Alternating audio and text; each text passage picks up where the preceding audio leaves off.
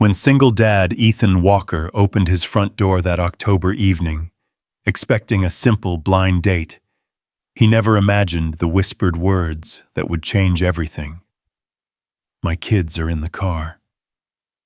What started as nervous butterflies transformed into a life-or-death situation involving stalking hidden GPS trackers and a dangerous ex-husband who'd stop at nothing to maintain control.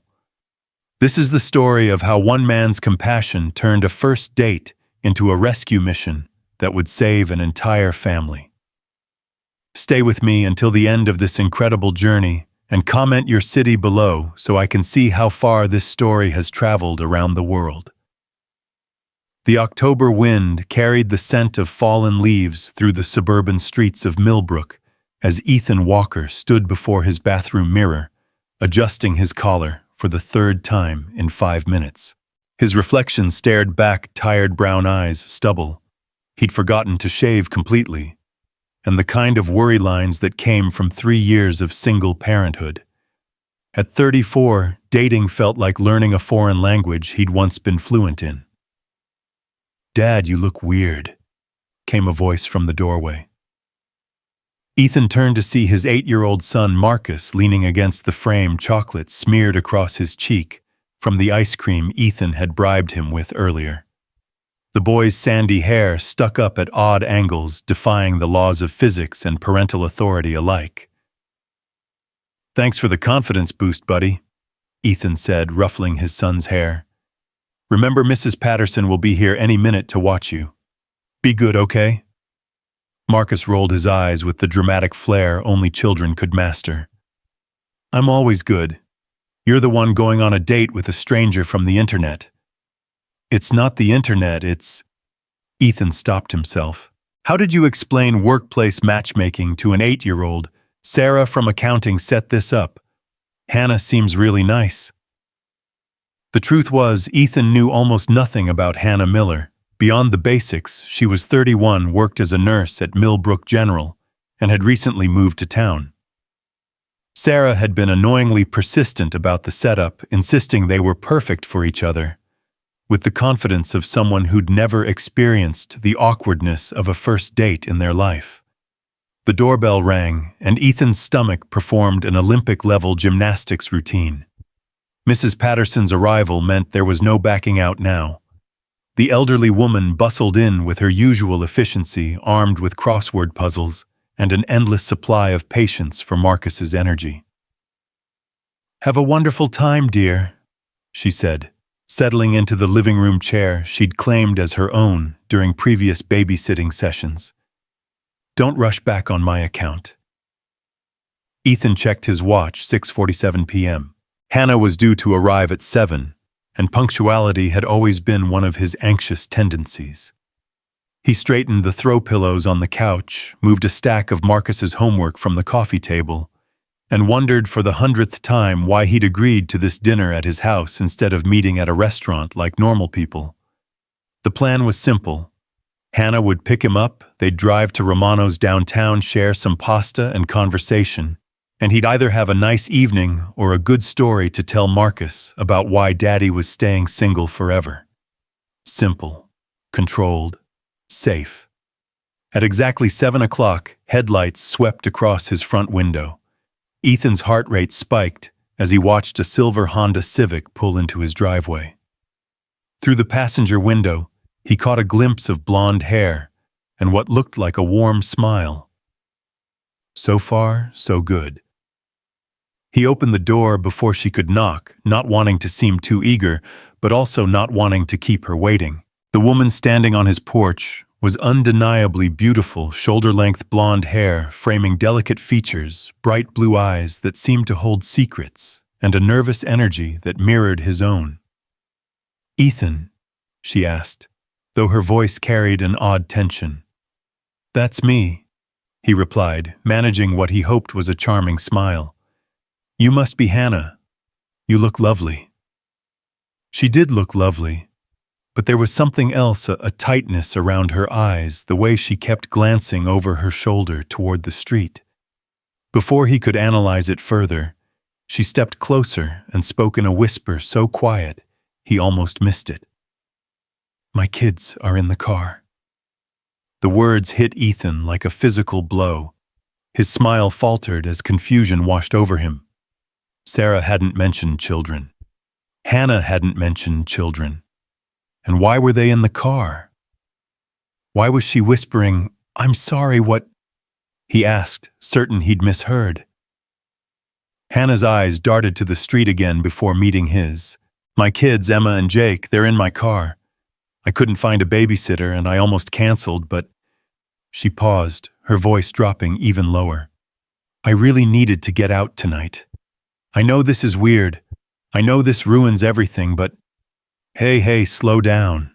Ethan said, his natural instinct to comfort overriding his confusion. He could see genuine distress in her eyes, now something deeper than embarrassment about bringing children to a date. It's okay. Kids are great. I have one myself. Relief flooded her features so quickly, it was almost startling. Really? You're not angry? Why would I be angry? Ethan stepped aside, gesturing toward his house. Why don't you bring them in? We can order pizza, make it a family evening. Marcus would probably love the company. Hannah's eyes filled with tears so suddenly that Ethan felt his chest tighten. She looked toward the car, then back at him as if weighing some impossible decision. Are you sure I don't want to impose? This isn't how dates are supposed to go. Forget how they're supposed to go, Ethan said, and he meant it. Something was wrong here, something beyond an awkward childcare situation. Every parental instinct he possessed was screaming that this woman needed help, not judgment. Let's just focus on having a good evening. All of us. Hannah nodded, wiping her eyes quickly. I'll get them. They're probably wondering what's taking so long. As she walked toward the car, Ethan noticed how she moved, constantly checking her surroundings, shoulders tense with hypervigilance. He'd seen that posture before during his brief stint as a social worker after college. It was the walk of someone who'd learned to expect danger. The car doors opened and two children emerged. Emma appeared to be about 10, with her mother's blonde hair pulled back in a ponytail and clothes that looked hastily thrown together. Jake was younger, maybe 6, clutching a stuffed dinosaur and staying close to his sister's side. Both children moved with the same careful awareness as their mother. Emma, Jake, this is Ethan, Hannah said, her voice artificially bright. He's very nice, and he has a little boy named Marcus who lives here. Emma studied Ethan with the serious expression of a child forced to grow up too quickly. Is Marcus our age? He's 8. Ethan replied, crouching down to Emma's eye level. Right between you two. He's inside with Mrs. Patterson, who makes the best chocolate chip cookies in the world. Jake's grip on his dinosaur loosened slightly. What kind of dinosaur does Marcus like? Well, last week he was obsessed with velociraptors, but this week it's all about triceratops. He changes his mind a lot.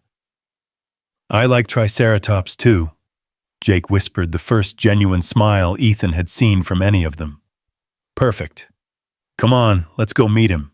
And as they walked toward the house, Ethan caught Hannah's arm gently. Everything okay? You seem nervous, she finished quickly. First date jitters, and bringing kids along makes everything more complicated. It wasn't just nervousness, but Ethan didn't push. Whatever was happening, Hannah and her children needed somewhere safe to be tonight, and his house could provide that much at least. Mrs. Patterson took the arrival of 3 additional people in stride, gathering her things with practiced efficiency. I'll head home then, unless you need me to stay. We've got it covered, Ethan assured her. Thanks for coming on short notice. After she left, the house felt simultaneously too small and too quiet. Marcus emerged from his room like a curious cat drawn by the sound of new voices. The introduction between the children was a masterclass in childhood diplomacy, cautious, circling, careful evaluation, and finally Jake's dinosaur, serving as the perfect icebreaker. "Want to see my room?" Marcus asked, after determining that Jake's knowledge of prehistoric creatures was acceptable. "I have a whole collection of fossils." Emma looked to her mother for permission, another small sign that these children had learned to be careful about everything. Hannah nodded, and soon all three kids were thundering up the stairs, their laughter echoing through the house. For the first time since opening his door, Ethan and Hannah were alone. "I'm sorry," she said immediately. "This is not how I planned tonight to go. Sarah probably told you I was normal." "Sarah told me very little, actually," Ethan replied, settling onto the couch and gesturing for her to join him. "And for what it's worth, normal is overrated. Can I get you something to drink? Coffee, wine, juice box?" Hannah's laugh was genuine this time, and Ethan felt something in his chest relax. "Coffee sounds perfect. It's been a long day." As he moved to the kitchen, Ethan found himself stealing glances at Hannah. She'd shed her coat, revealing a simple blue sweater that brought out her eyes, but she still carried that tension in her shoulders. She was beautiful in an understated way, but it was her obvious love for her children that really caught his attention. The way she'd positioned herself where she could hear them upstairs, how she'd relaxed only after ensuring they were happy and safe. "So," he said, returning with 2 mugs of coffee. "Tell me about Emma and Jake. They seem like great kids." Hannah's face lit up in a way that transformed her completely. "They are. Emma's incredibly smart, too smart sometimes. She's in 5th grade but reading at high school level. And Jake, he's my sensitive one. He sees everything, feels everything deeply." "How long have you been in Millbrook?" The light in her eyes dimmed slightly. "About 6 months. We moved here from Denver." "Big change. What brought you here?" Hannah took a long sip of coffee, and Ethan got the distinct impression she was buying time to formulate an answer. "Fresh start," she finally said. "Sometimes you need to leave everything behind and begin again." There was a story there, probably not a happy one, but Ethan didn't press. He understood the need for fresh starts better than most. "Well, Millbrook's a good place for new beginnings," he said instead. "Small enough that people care about each other, big enough that you can find privacy when you need it." "What about you, born and raised here?" "Born here, left for college, and a few years of thinking I was too good for small-town life, then came crawling back when Marcus's mom and I split up." The words came out easier than usual. Maybe it was Hannah's obvious struggles that made his own seem less shameful. "Turns out, this place grows on you." Marcus's mom lives in California now. She sends birthday cards and Christmas presents calls once a month. She's not a bad person, just not built for the day-to-day reality of parenthood. Ethan shrugged a gesture that had taken 3 years of therapy to perfect. "Her loss, Marcus's gain. We do just fine on our own." Hannah studied him with an intensity that made him slightly uncomfortable. "You're not what I expected." "What did you expect?" "I don't know, someone more." She gestured vaguely. "Most single dads I've met are either desperately looking for a replacement mom or completely bitter about their ex-wives. And I'm neither." "You're neither. You seem content, like you've made peace with your life." Ethan considered this. Content might be too strong a word. But I'm not angry anymore, and I'm not looking for someone to fix my life. If someone wants to share it, great. If not, Marcus and I will keep doing what we're doing. From upstairs came the sound of running feet and delighted shrieks. Hannah tensed immediately, but Ethan held up a calming hand. "That's the sound of kids having fun," he said. "In this house, running and moderate screaming are considered normal. I'm not used to them being so free," Hannah admitted. We've been living quietly for so long. Another piece of the puzzle. Ethan was beginning to form a picture of a woman running from something, trying to build a life while looking over her shoulder. The urge to ask direct questions was strong, but experience with Marcus had taught him that sometimes people needed to tell their stories in their own time. Kids need to run and scream sometimes, he said gently. It's how they process the world. Hannah nodded, but her eyes remained fixed on the ceiling, as if she could see through to where her children played. Emma hasn't had friends over in almost a year. Jake still has nightmares sometimes. The admission hung between them heavy with implication. Ethan felt his protective instincts sharpen. Whatever had driven Hannah and her children to Millbrook, it had left scars. Nightmares about what? He asked softly. Hannah's coffee mug trembled slightly in her hands. Loud voices, doors slamming, someone being hurt. The pieces clicked together with sickening clarity. Domestic violence. That's why Hannah moved with hypervigilance, why she whispered about her children being in the car, why the kids seemed simultaneously starved for normalcy and wary of it. Hannah, Ethan said carefully, are you safe now? Her eyes snapped to his wide with something between fear and relief. What do you mean, so? I mean whatever you were running from. Are you safe from it here? For a moment he thought she might tell him. Her mouth opened, words seemed to form, but then the sound of children's feet on the stairs interrupted them. Emma, Jake, and Marcus tumbled into the living room, faces flushed with excitement. Mom, can we stay for dinner? Emma asked. Marcus has a treehouse, and he said we could see it tomorrow if we're still friends. We're definitely still friends, Jake announced, clutching a new dinosaur that Ethan recognized as one of Marcus's favorites. Marcus let me borrow Rex. Did he now? Ethan looked at his son, pride swelling in his chest. Marcus had never willingly shared Rex with anyone. They don't have any dinosaurs at their house, Marcus explained with the solemnity of someone correcting a great injustice. Jake needs Rex to protect him from bad dreams. The words hit the room like a small bomb. Jake's face crumpled. Emma stepped protectively in front of her brother, and Hannah went pale. Only Marcus remained oblivious to the minefield he'd just wandered into. It's okay, Hannah said quickly, but her voice was too bright, too forced. Jake doesn't have bad dreams anymore.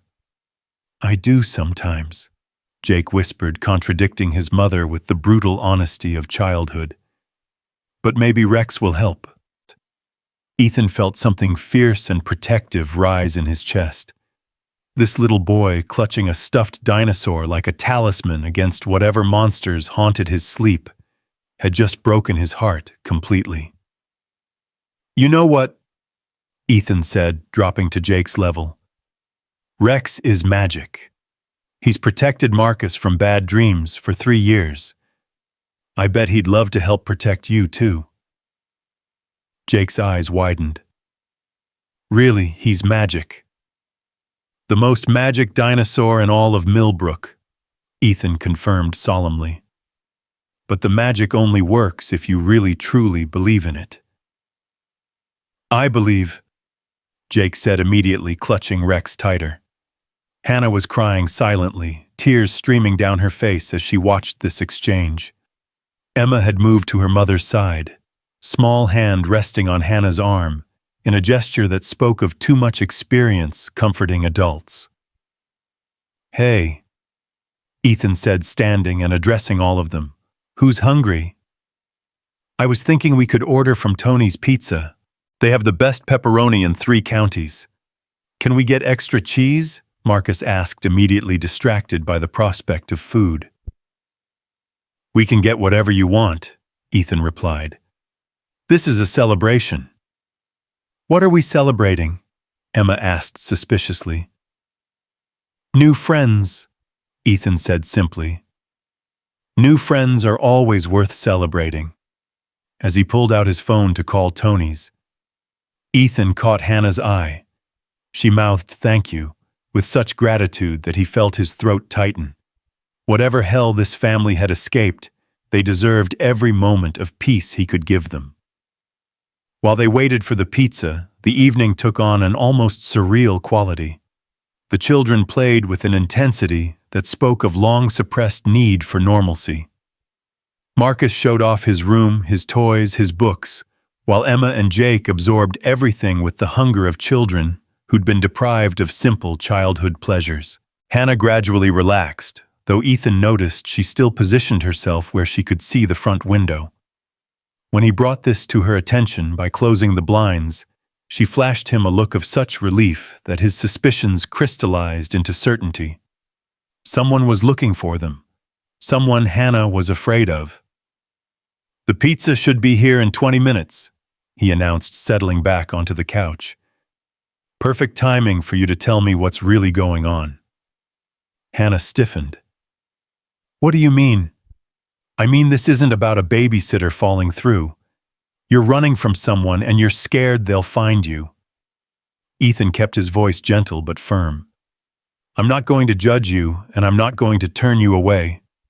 But if there's danger, I need to know what we're dealing with." The children's laughter drifted down from upstairs, a stark contrast to the tension in the living room. Hannah stared at her hands, and when she spoke, her voice was barely audible. "His name is Chase. Chase Morrison. He's my ex-husband, and he's been following us." The admission seemed to unlock something in her. Words began pouring out, years of fear and isolation spilling into Ethan's living room, like water through a broken dam. "It started small. Checking my phone, questioning where I'd been, who I'd talked to. Then it escalated. He needed to know everything, control everything. I couldn't work certain shifts because he didn't like my coworkers. I couldn't see friends because they were bad influences. I couldn't even choose what to make for dinner without his approval." Ethan listened without interrupting, his hands clenched in his lap to keep from reaching for her. The final straw was when he started targeting the kids. Emma came home from school upset about something, and when Chase demanded to know what was wrong, she couldn't explain it in a way that satisfied him. He made her stand in the corner for 2 hours writing, "I will communicate clearly," over and over until her hand cramped. "Jesus," Ethan breathed. "That night I started planning our escape. It took me 4 months to save enough money, find a job here, arrange everything. We left while he was at work, I thought." Her voice broke. "I thought we'd finally made it. But he found you." Hannah nodded, wiping her eyes. 3 weeks ago, I started seeing his car. Always at a distance, never close enough to be sure, but I know his license plate. I know the way he sits behind the wheel. Then yesterday, Emma said a man at her school asked the secretary questions about her. The description matched Chase perfectly. The pizza arrived, then interrupting their conversation, but not breaking the spell of trust Hannah had woven. As they gathered around Ethan's dining table, he watched the children's faces, seeing them with new eyes. Emma's premature maturity, Jake's careful way of checking his mother's reactions before expressing joy, these weren't just personality traits. They were survival mechanisms. "So what's the plan?" Ethan asked quietly, while the children debated the merits of different pizza toppings. "I don't know," Hannah admitted. "I've been thinking about running again, but Emma just started to make friends, and Jake loves his teacher. I don't want to keep uprooting them, but I don't know how to make it stop." "Have you contacted the police?" "I tried. Back in Denver, I filed reports, got a restraining order. Chase is smart. He's a financial advisor, well-respected in the community.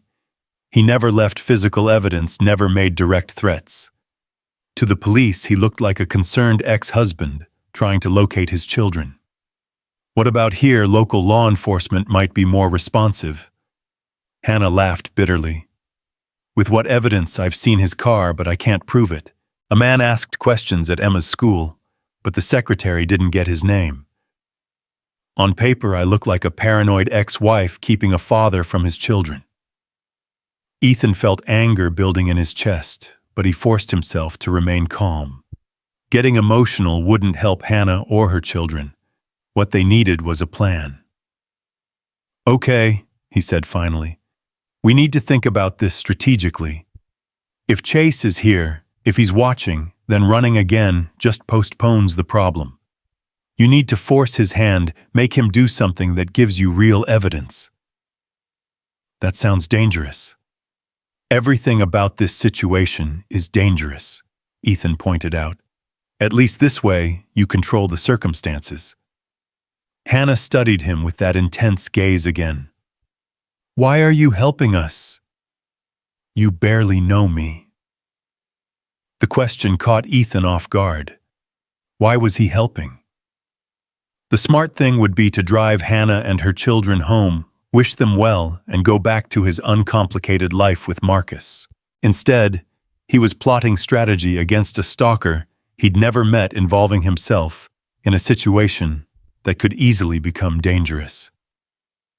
"Because someone needs to," he said finally. "Because kids shouldn't have to live in fear. Because you deserve better than spending your life looking over your shoulder." Hannah's eyes filled with tears again, but this time they seemed different tears of relief rather than despair. "Besides," Ethan added, attempting to lighten the mood, "I've always been a sucker for lost causes." "We're not lost," Emma said suddenly from across the table, proving that children heard far more than adults assumed. "We're just finding our way." "That's right, sweetheart," Hannah said, reaching over to squeeze her daughter's hand. "We're finding our way." The rest of the evening passed in a strange bubble of normalcy. They finished dinner, played board games, and when Jake fell asleep on the couch, clutching Rex, nobody had the heart to wake him. Marcus curled up beside his new friend, and Emma settled into the armchair, with a book looking more relaxed than she had all evening. As 9 o'clock approached, reality began to intrude.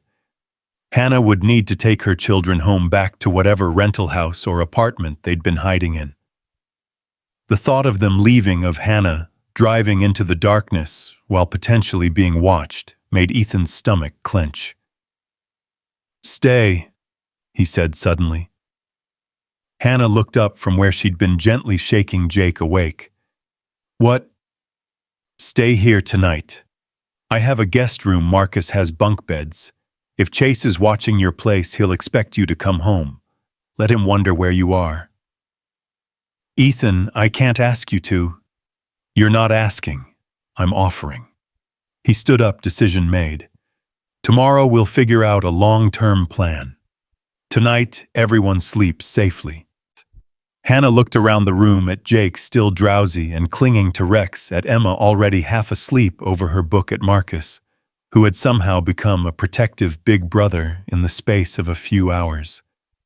Then she looked at Ethan, really looked at him as if trying to see into his soul. "Okay," she whispered. "Yes, thank you." As they settled the children for the night, Jake and Marcus in the bunk beds, Emma in the guest room, Hannah taking the couch, despite Ethan's protests, the house felt different. Fuller. More alive than it had been in years. Ethan lay in his own bed, listening to the sounds of a house occupied by more than just him and Marcus. The soft whisper of unfamiliar breathing, the creak of floorboards, as Hannah moved quietly downstairs, the sense of other lives intersecting with his own. Tomorrow would bring complications. Questions about what came next, decisions about how involved he wanted to get in Hannah's fight. The practical realities of helping a woman and her children escape a dangerous situation. But tonight, in this moment, it was enough that they were safe. That 3 people who had been living in fear were sleeping peacefully under his roof. That sometimes, when you opened your door expecting one thing, life handed you something entirely different, something that mattered more than you ever could have imagined. Outside, the October wind continued to blow through the streets of Millbrook, carrying with it the scent of change and possibility. And somewhere in the darkness, a silver Honda Civic sat in Ethan Walker's driveway, no longer running from shadows, but finally, for one night at least, finding refuge in the light. The first fingers of dawn crept through Ethan's bedroom window, pulling him from a restless sleep filled with dreams of shadowy figures and children's cries. He'd spent most of the night listening to the unfamiliar sounds of his house sheltering more than just him, and Marcus, the soft rustle of Hannah moving restlessly on the couch. Jake's occasional whimper that would quiet when Rex was pulled closer. Emma's steady breathing from the guest room. Ethan padded downstairs in his pajamas and bare feet, expecting to find Hannah still asleep on the couch. Instead, he discovered her standing at the kitchen window, still in yesterday's clothes, coffee mug clutched in her hands like a lifeline. Her blonde hair fell in tangles around her shoulders, and dark circles shadowed her eyes. "Couldn't sleep?" he asked softly, not wanting to startle her. Hannah turned, offering a weak smile. "I kept thinking I heard cars. Every set of headlights made me wonder if it was him." She gestured toward the window with her mug. "Old habits. I've been checking windows and listening for engines for so long, I'm not sure I remember how to sleep through the night anymore." Ethan moved to the coffee maker, grateful she'd already started a pot. The familiar ritual of morning caffeine felt reassuring after the surreal events of the previous evening. "How long has it been? Since you felt really safe, I mean." 3 years, Hannah answered without hesitation. That's when the controlling behavior really started. Before that, there were warning signs I ignored, but 3 years ago was when I realized I was living with someone I didn't recognize anymore. The weight of her words settled between them like a stone dropped in still water. 3 years of hypervigilance of teaching her children to be afraid of running from a man who was supposed to love and protect them. "Tell me about him," Ethan said, settling against the counter with his coffee. "Not the abuse, I don't need those details. But who is he? What makes him tick?" Hannah considered this, her fingers tracing the rim of her mug. "Chase is methodical. Everything he does is calculated for maximum impact with minimum risk to himself.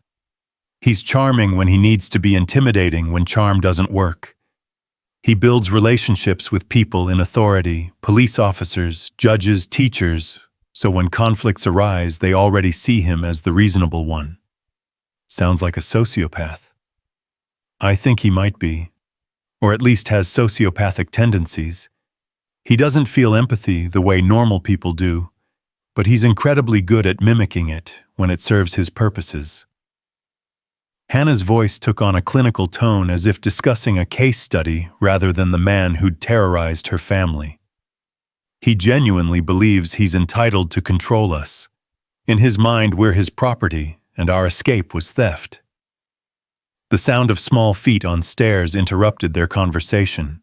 Jake appeared in the kitchen doorway, Rex clutched tightly in his arms, hair sticking up at impossible angles. "Mom," he said, voice thick with sleep and uncertainty. "Are we going home today?" Hannah's face transformed as she crouched to Jake's level, all traces of fear replaced by maternal warmth. "Good morning, sweetheart. We're going to figure out what comes next, okay? But first, how about some breakfast?" "Can I have pancakes?" Marcus said. "Ethan makes really good pancakes." Ethan laughed, despite the gravity of their situation. "Marcus has been talking me up, has he? I guess I better live up to the hype." He moved toward the refrigerator, grateful for a task that felt normal and achievable. "Chocolate chip or blueberry?" "Chocolate chip," Jake said immediately, then looked worriedly at his mother. "Is that okay, Mom?" The question, such a simple request for permission, that shouldn't have been necessary made Ethan's chest tighten. What kind of environment had these children lived in, where asking for chocolate chip pancakes required maternal approval? Chocolate chip sounds perfect, Hannah assured him, pressing a kiss to the top of his head. Why don't you go wake up Emma and Marcus? Tell them breakfast will be ready in 20 minutes. As Jake bounded back upstairs with renewed energy, Hannah turned to Ethan with gratitude shining in her eyes. Thank you. For the pancakes, for last night, for all of it. I know this isn't what you signed up for when Sarah set us up. Sarah's matchmaking skills are apparently more mysterious than any of us realized, Ethan said, pulling ingredients from the pantry. Though I'm starting to think she knew exactly what she was doing. What do you mean? Ethan measured flour into a bowl, considering his words. Sarah's been trying to set me up for 2 years. She's introduced me to teachers, nurses, lawyers, marketing executives, all perfectly nice women who checked every box on paper. But she's never been pushy about it before. With you, she was relentless. Hannah frowned. You think she knew about Chase? I think Sarah knows more about her coworkers than she lets on. She mentioned you'd recently moved to town, needed to build a support network. She probably sensed you were running from something and thought I might be able to help. Are you angry that she manipulated the situation? Ethan paused his mixing, looking at Hannah seriously. Are you kidding? She introduced me to someone who needed help, someone brave enough to protect her children by starting over in a strange place. She probably figured that if anyone would understand single parenthood and starting fresh, it would be me. The sound of children's voices and thundering feet filled the house as Emma, Jake, and Marcus made their way downstairs. The kitchen suddenly felt smaller, but infinitely warmer, with all 5 of them crowded around the breakfast table.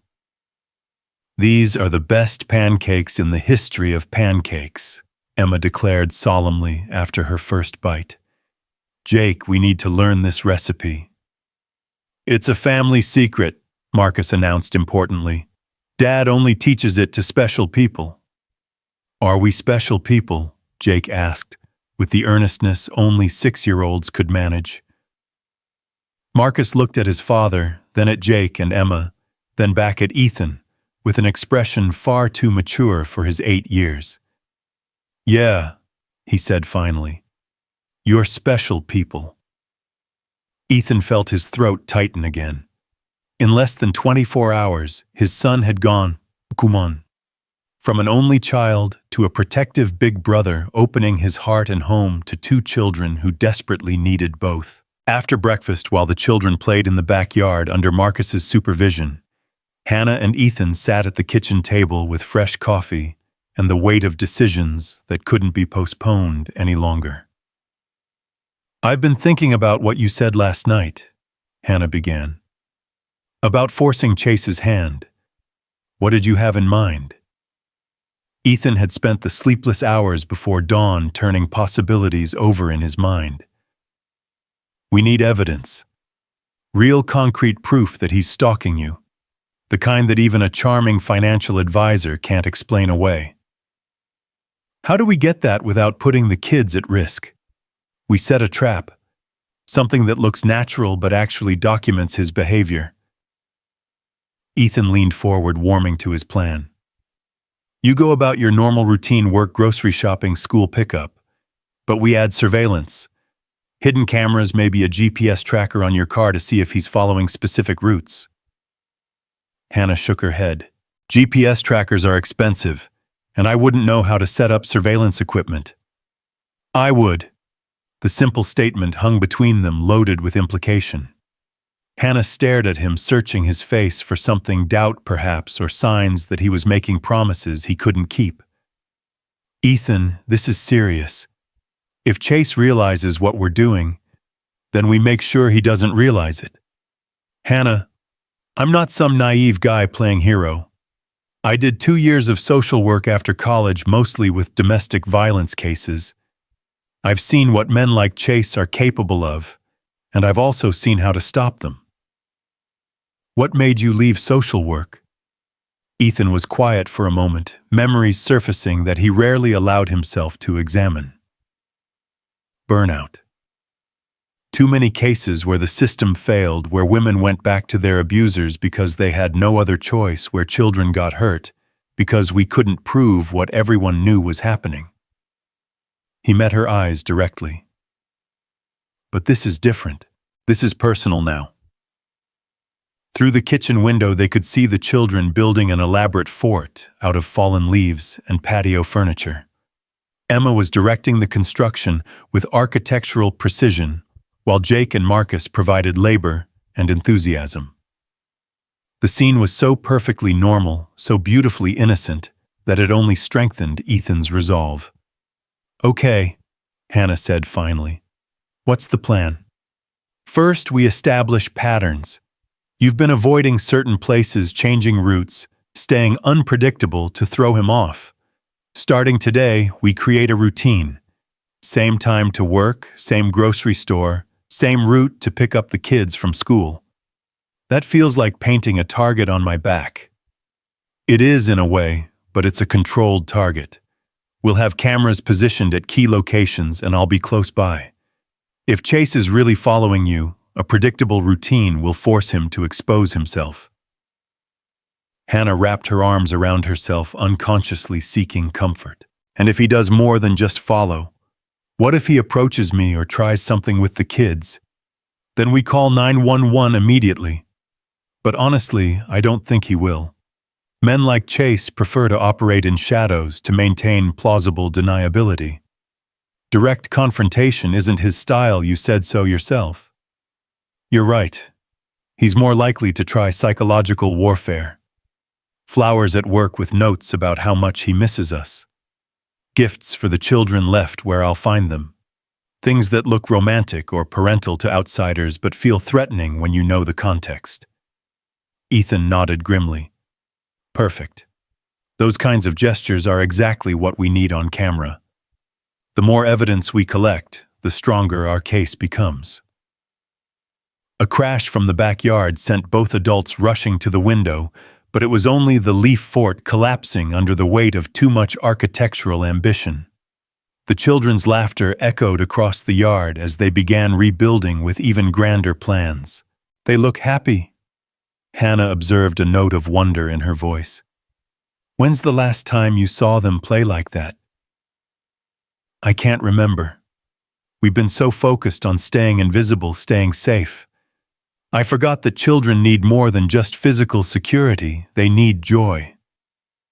Ethan watched Marcus explaining the finer points of fort construction to his new friends and felt a fierce protectiveness that had nothing to do with obligation or charity. Somewhere in the space of 18 hours, these three people had become important to him in a way that defied logic. "Hannah, I need to ask you something, and I want you to be completely honest." She turned from the window, tension immediately creeping back into her shoulders. "What? Are you planning to run again? If this doesn't work, if we can't get enough evidence to stop Chase, will you take the kids and disappear?" The question clearly caught her off guard. She opened her mouth to answer, then closed it, considering her words carefully. 6 months ago, the answer would have been yes without hesitation, she said finally. Running was all I knew how to do, but watching Emma and Jake this morning, seeing them make friends, feeling what it's like to have someone in my corner. She paused, looking directly at him. "I don't want to run anymore, Ethan. I want to fight." Something that had been knotted tight in Ethan's chest since the previous evening finally loosened. Good. Because running only works temporarily. Eventually, you run out of places to go. So we fight. But what if we lose? Then we fight smarter next time. But I don't think we're going to lose. Hannah studied his face, and Ethan found himself hoping she saw whatever she was looking for. Why are you so confident? Because Chase has been playing this game on easy mode. He's been dealing with a scared, isolated woman who had no support system and no resources. That's not the case anymore. You think having one ally changes everything.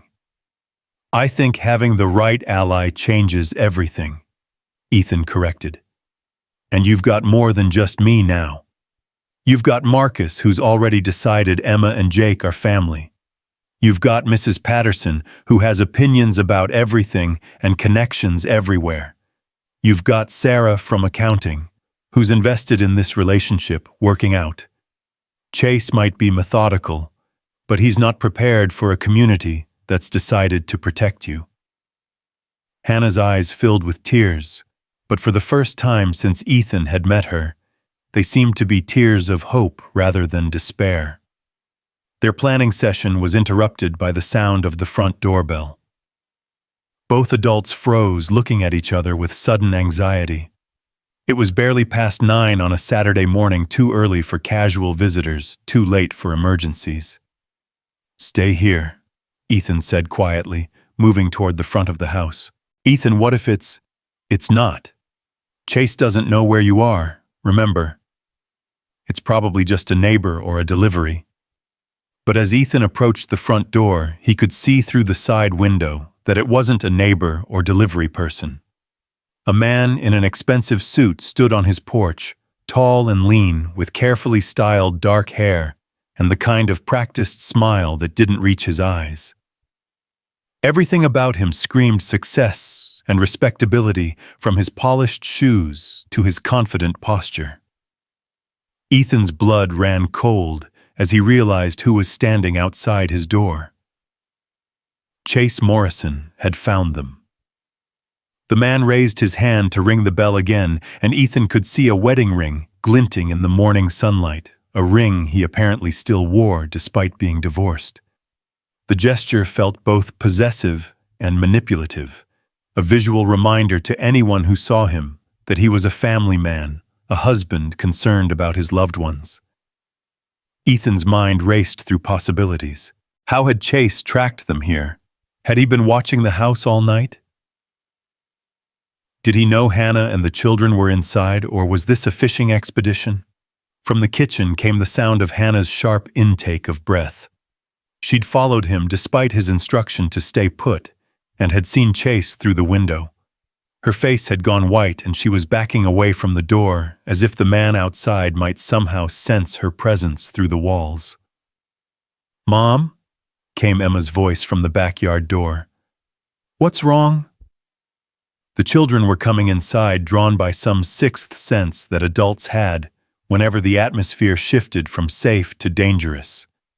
Emma's question was followed by the sound of all 3 kids entering the kitchen, their happy chatter dying as they sensed the tension.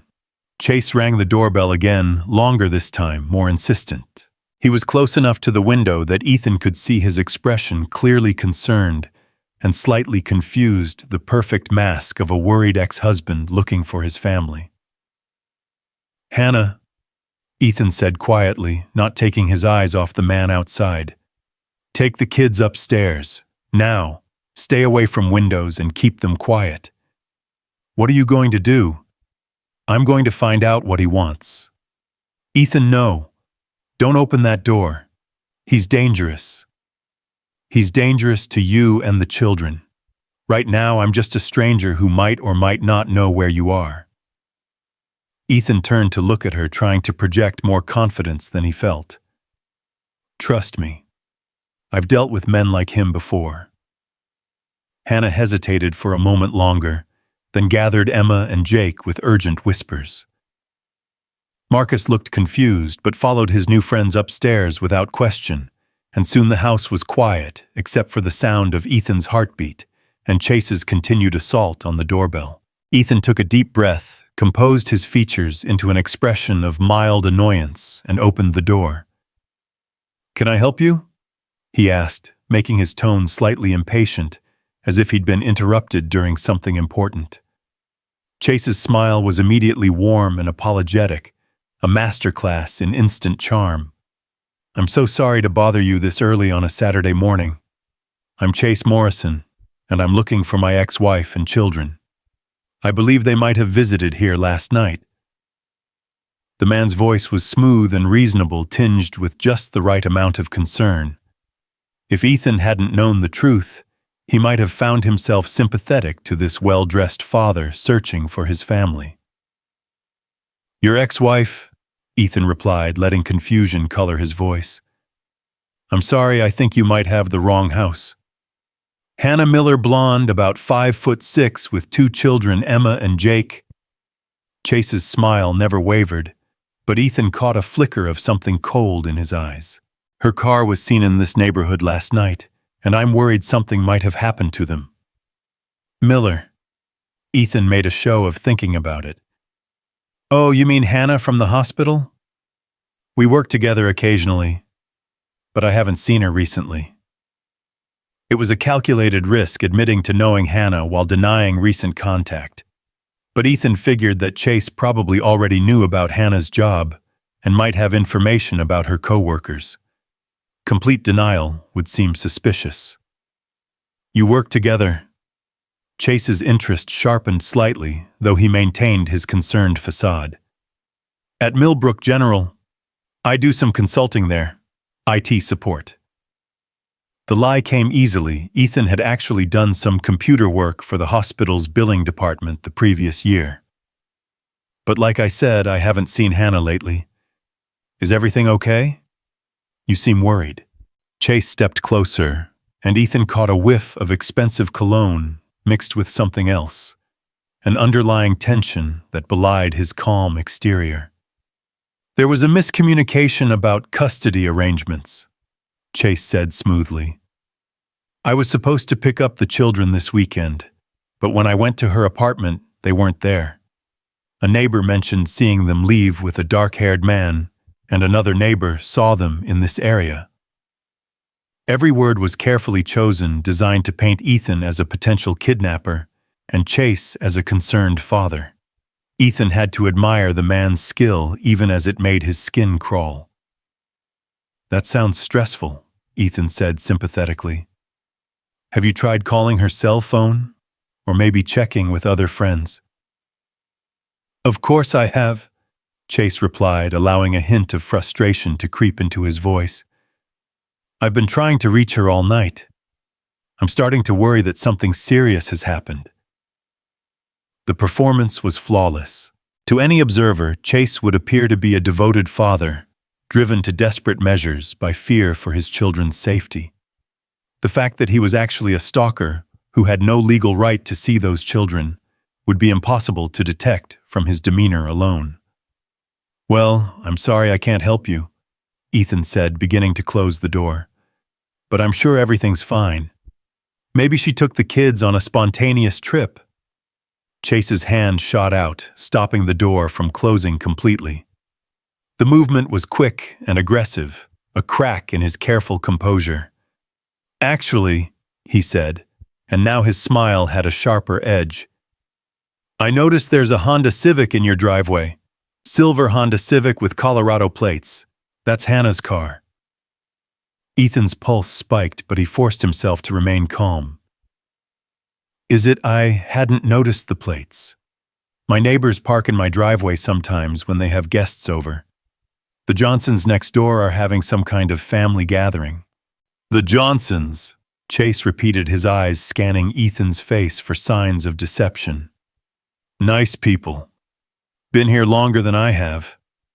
Ethan gestured vaguely toward the house next door, which did indeed show signs of activity, multiple cars in the driveway, the sound of voices in the backyard. "You could ask them about the car if you're really concerned." For a moment, Chase seemed to consider this. Ethan could practically see the calculations, happenings behind his eyes, weighing the risk of approaching strangers against the potential reward of finding Hannah and the children. "You know what?" Chase said finally, his smile returning to full wattage.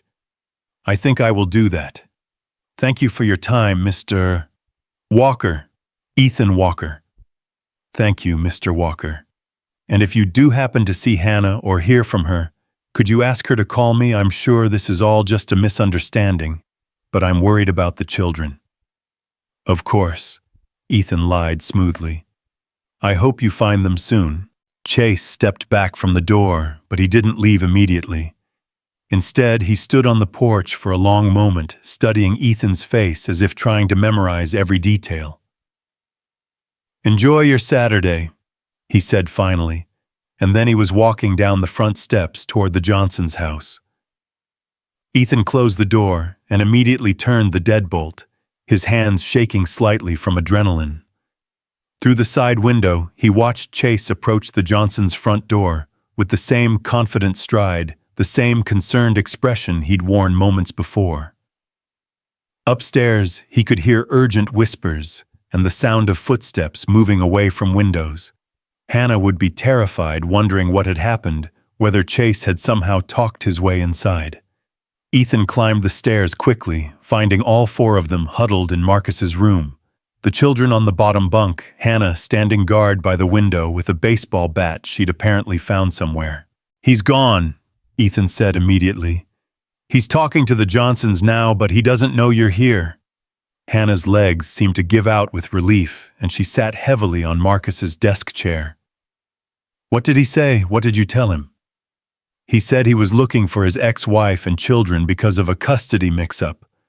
I told him I knew you from work, but hadn't seen you recently. He noticed your car in the driveway, but I convinced him it belonged to my neighbor's guests."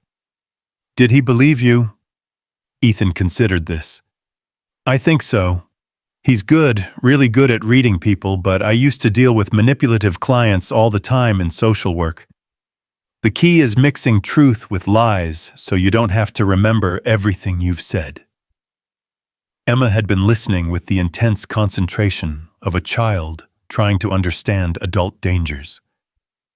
"Was that him?" she asked quietly. "Was that our dad?" The word dad seemed to stick in her throat, and Ethan realized that whatever relationship these children had once had with Chase, it had been thoroughly destroyed by his behavior. "Yes, sweetheart," Hannah said gently. "That was Chase." "He sounded nice," Jake observed with the brutal honesty of childhood. "He didn't sound scary. That's what makes him dangerous," Emma said, wise beyond her years. "He's good at pretending to be nice when other people are watching." Hannah's face crumpled at her daughter's words. What kind of education had these children received about their own father? What kinds of conversations had they been forced to have about the difference between public personas and private realities? "Well, he's gone now," Marcus announced with the confidence of someone who'd never had reason to doubt that adults could protect him. "And if he comes back, my dad will handle it." Ethan felt the weight of that faith, the responsibility of protecting not just his own child, but all of them. Through the window he could see Chase gesticulating animatedly, with Mrs. Johnson playing his role of concerned father to perfection. "Hannah," Ethan said carefully, "we need to talk about next steps. Chase finding us here changes things." "I know." Her voice was steady, but her hands trembled as she set down the baseball bat. "He'll be watching this house now. Even if he believes your story today, he'll want to verify it. Which means we need to be smarter, and we need to move faster than we planned." Outside, Chase was shaking hands with Mr. Johnson, apparently satisfied with whatever explanation he'd received about the silver Honda Civic. But instead of leaving, he walked to his own car, a black BMW parked across the street, and stood beside it for several minutes, openly studying Ethan's house. The message was clear. "I know you're in there, and I'm not going anywhere." Hannah joined Ethan at the window, her face pale as she watched her ex-husband's blatant surveillance. "He's not even trying to hide it anymore," she whispered. "That's not like him. Chase is usually more subtle. Maybe he's getting desperate. How long has it been since you left Denver?" 8 months. Long enough for him to realize that we're not coming back, that this isn't some temporary rebellion he can wait out. Ethan watched Chase lean against his BMW with the casual confidence of someone who had all the time in the world. Or maybe he's figured out that subtle isn't working, so he's escalating to direct intimidation, which makes him more dangerous, or more likely to make mistakes. Ethan countered. Hannah, this might actually be good news. If Chase is abandoning his careful approach, if he's getting reckless, then he's more likely to do something we can use as evidence. Hannah turned from the window, her blue eyes fierce with determination. Then let's give him the opportunity. The determination in Hannah's voice sent a chill of both fear and admiration through Ethan. This was the woman who had orchestrated an escape across state lines, who had rebuilt her life from nothing while protecting 2 children. Chase might have found them, but he had also awakened something fierce in Hannah that had been dormant too long. What did you have in mind? Ethan asked, though he suspected he already knew. We stop hiding.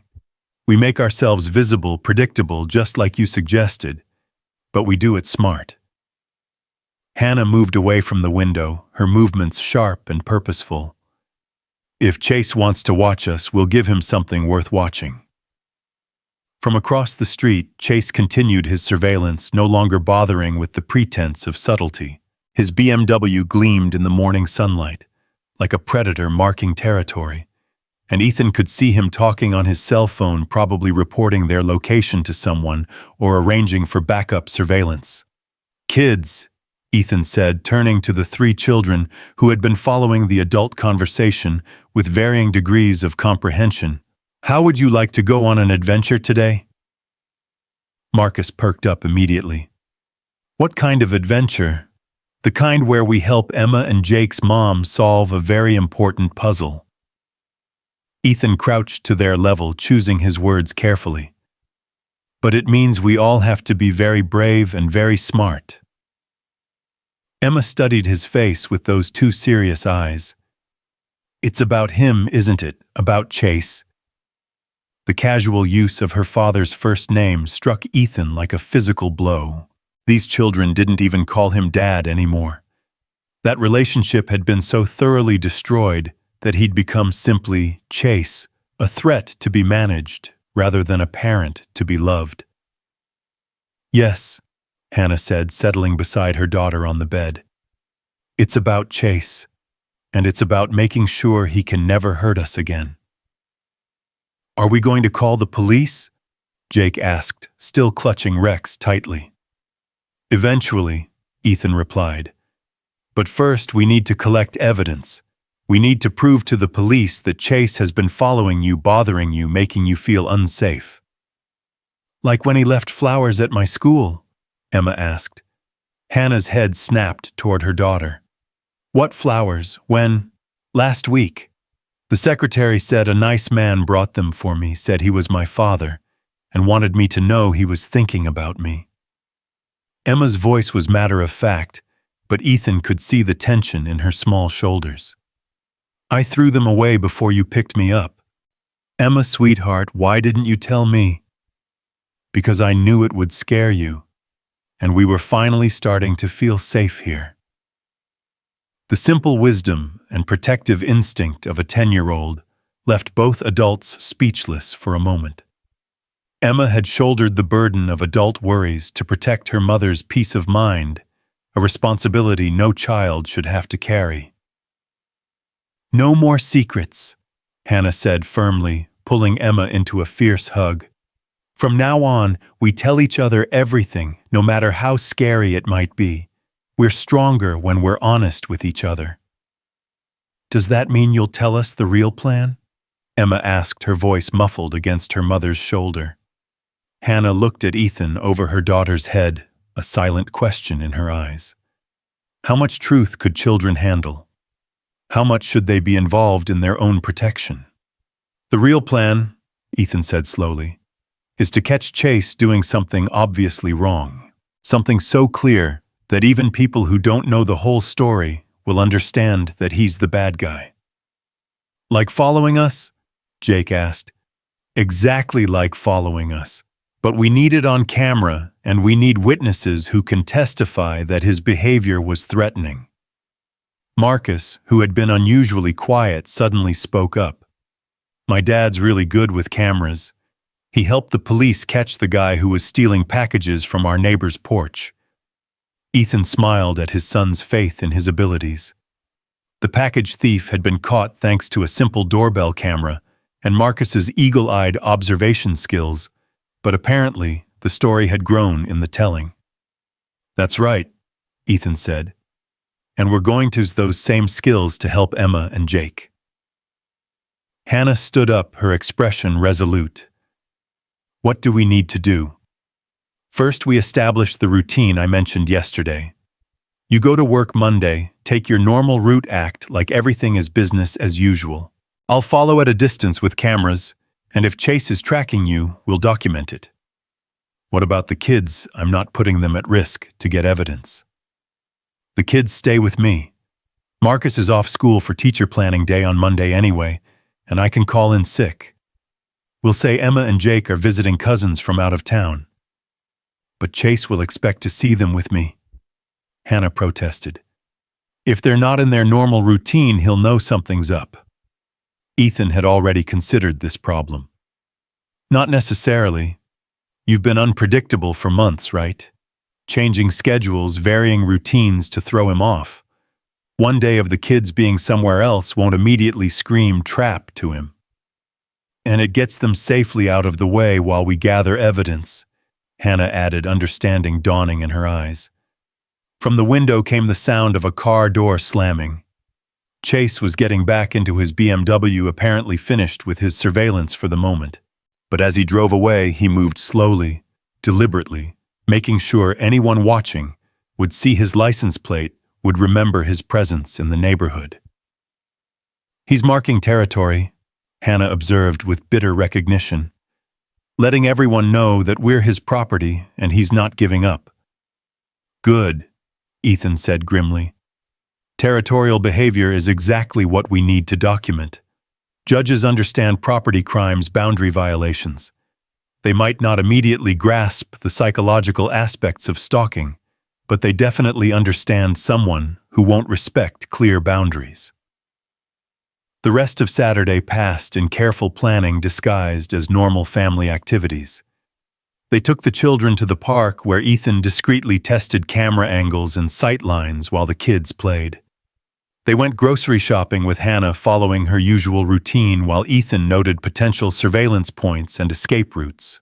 Throughout the day, they spotted Chase's BMW 3 separate times parked near the grocery store, idling at the edge of the park, driving slowly past Ethan's house.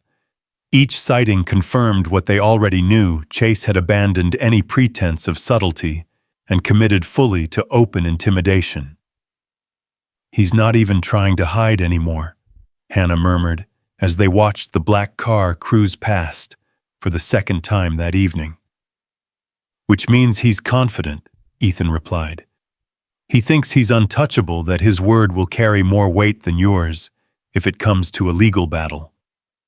"He's probably right. Chase has friends in law enforcement back in Denver, character witnesses who'll testify that he's a devoted father, wrongfully separated from his children. But we're not in Denver anymore. Here he's just another out-of-state stalker with no local connections and a pattern of boundary violations we're about to document thoroughly." Sunday morning brought a new development that changed everything. Hannah was helping Marcus and Jake build an elaborate breakfast sandwich when her phone buzzed with a text message. The color drained from her face as she read it, and her hands began to shake. "What is it?" Ethan asked, immediately moving to her side. Wordlessly, Hannah held out her phone. The message was from an unknown number, but the tone was unmistakably Chase's. "Hannah, I know you're reading this. The children need stability, and you need help. I'm staying at the Millbrook Inn until we can work this out. Room 237. We're family, and family doesn't abandon each other. I'll be waiting."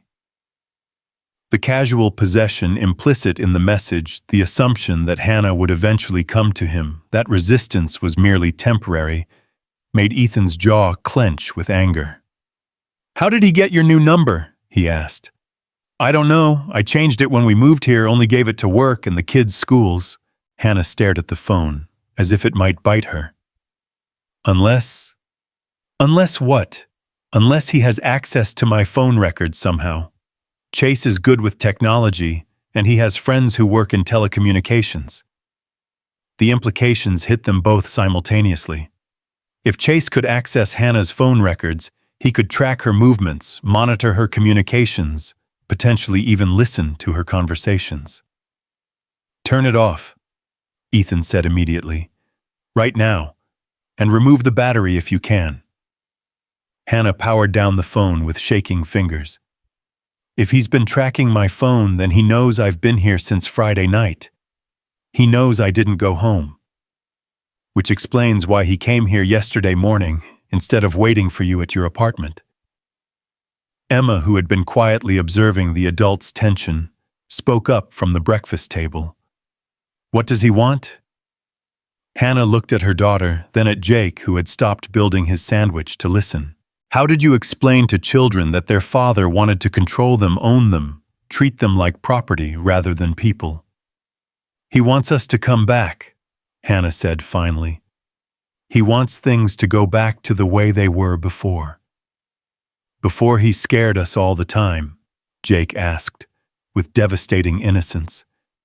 "Yes, sweetheart, before that." "But we like it here," Emma said firmly. "We like Ethan and Marcus and Mrs. Patterson and not being scared. We're not going back." The simple declaration, delivered with the absolute certainty only children possessed, crystallized something in Hannah's expression. Whatever doubts she might have harbored about fighting instead of running evaporated in the face of her daughter's fierce determination. "No," she said, her voice steady for the first time since reading the text. "We're not going back, ever." Ethan felt something shift in the room's atmosphere, fear transforming into resolve, uncertainty, becoming determination. Chase might have intended his message as intimidation, but instead he'd reminded Hannah and her children exactly what they were fighting to protect. "All right," Ethan said, pulling out his own phone. "Change of plans. We're not waiting until Monday to start collecting evidence." "What do you mean, Chukun?" "I mean, Chase just gave us a gift. He told us exactly where he's staying, and he's expecting you to contact him. That level of confidence suggests he's planning something beyond just waiting in his hotel room." Hannah frowned. "You think he'll escalate? I think he'll get impatient. Men like Chase don't issue ultimatums and then sit quietly waiting for responses. He'll want to apply pressure, force your hand somehow." As if summoned by their conversation, the sound of a car engine drew their attention to the front window. Chase's BMW was back, parked directly across from Ethan's house with no attempt at concealment. Through the windshield, they could see him talking on his phone again, gesturing animatedly. "He's definitely planning something," Hannah said grimly. "Good. Let him plan. While he's focused on psychological manipulation, we'll be building a legal case that will put him away for a long time."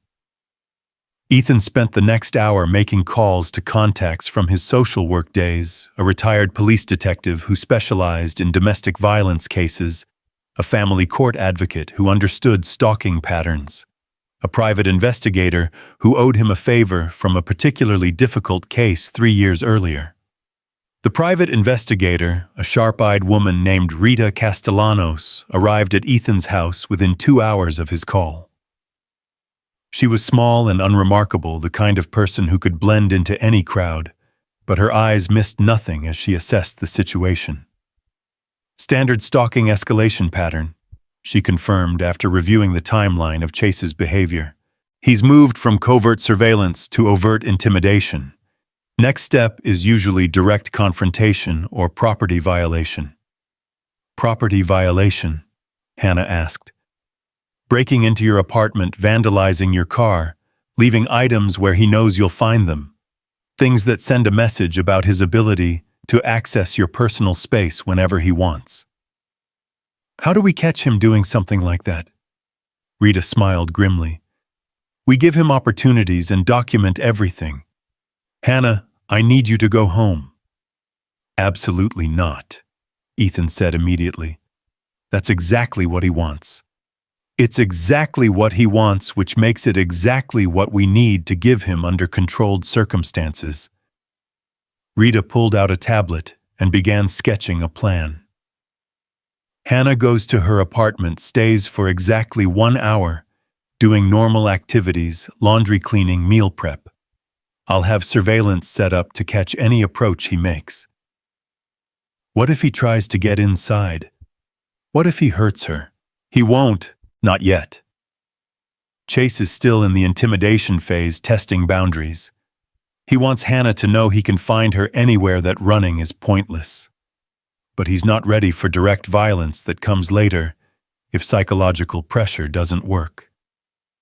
Hannah was quiet for a long moment, considering the proposal. What about the kids? The kids stay here with Ethan. As far as Chase knows, you're alone and vulnerable. That's when men like him feel most confident about making their move. You want to use me as bait. I want to use his arrogance against him, Rita corrected. Chase thinks he's untouchable, that his word carries more weight than yours. We're going to prove him wrong. The plan that emerged over the next hour was complex but elegant.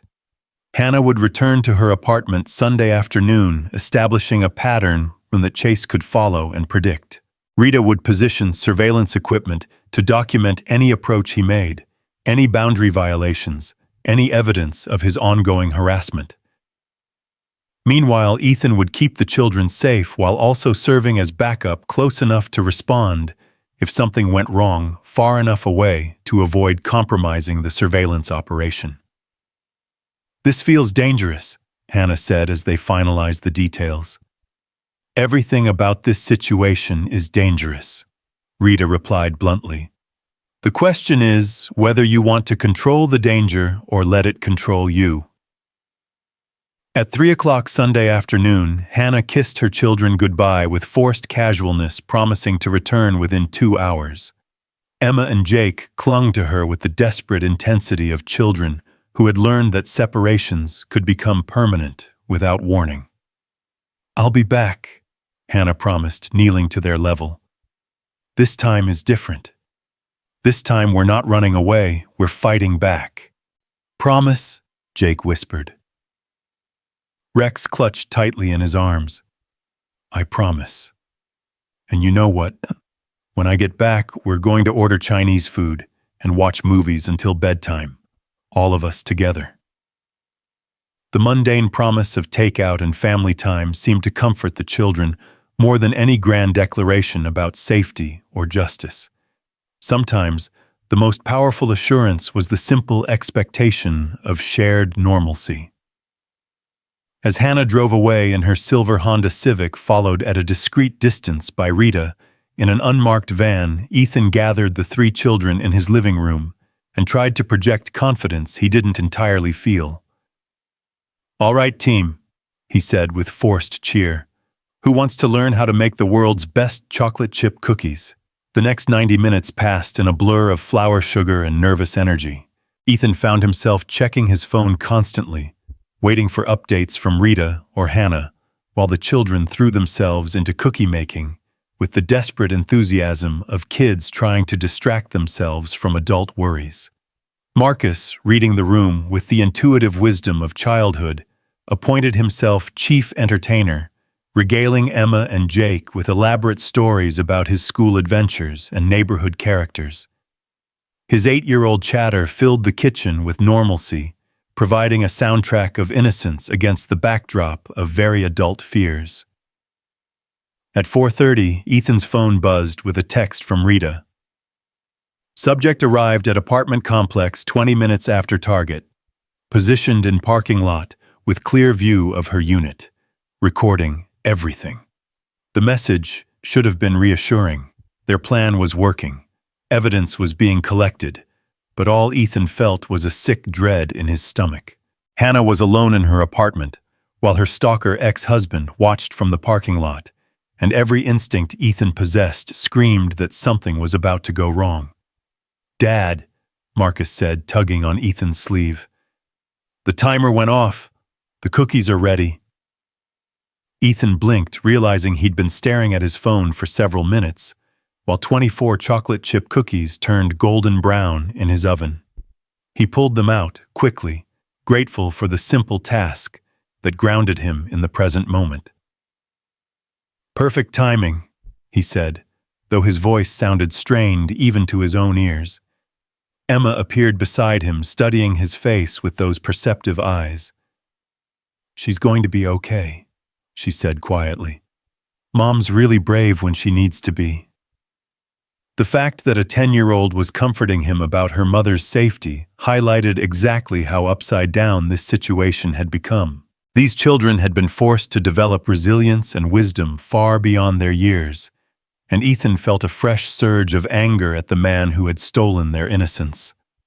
At 5 o'clock, Hannah's scheduled return time came and went without word. Ethan's phone remained stubbornly silent, and the cookies grew cold on their cooling rack while he paced between the kitchen and living room windows. 5:15. 5:30. By 5:45, Ethan was seriously considering breaking protocol and driving to Hannah's apartment complex himself. Then his phone rang. "It's Hannah," came the familiar voice, but there was something wrong with the tone. "I'm okay, but we have a problem." "What kind of problem?" "Chase didn't just watch from the parking lot. About an hour after I got here, he came to my door." Ethan's blood ran cold. "Did he get inside? Are you hurt?" "No, I didn't let him in, but Ethan, he had a key." The words hit like a physical blow. "What do you mean he had a key?" "I mean he unlocked my front door and walked into my living room like he belonged here. If I hadn't put the chain lock on, he would have been inside before I knew he was coming." "Jesus, Hannah. Where is he now?" "Gone.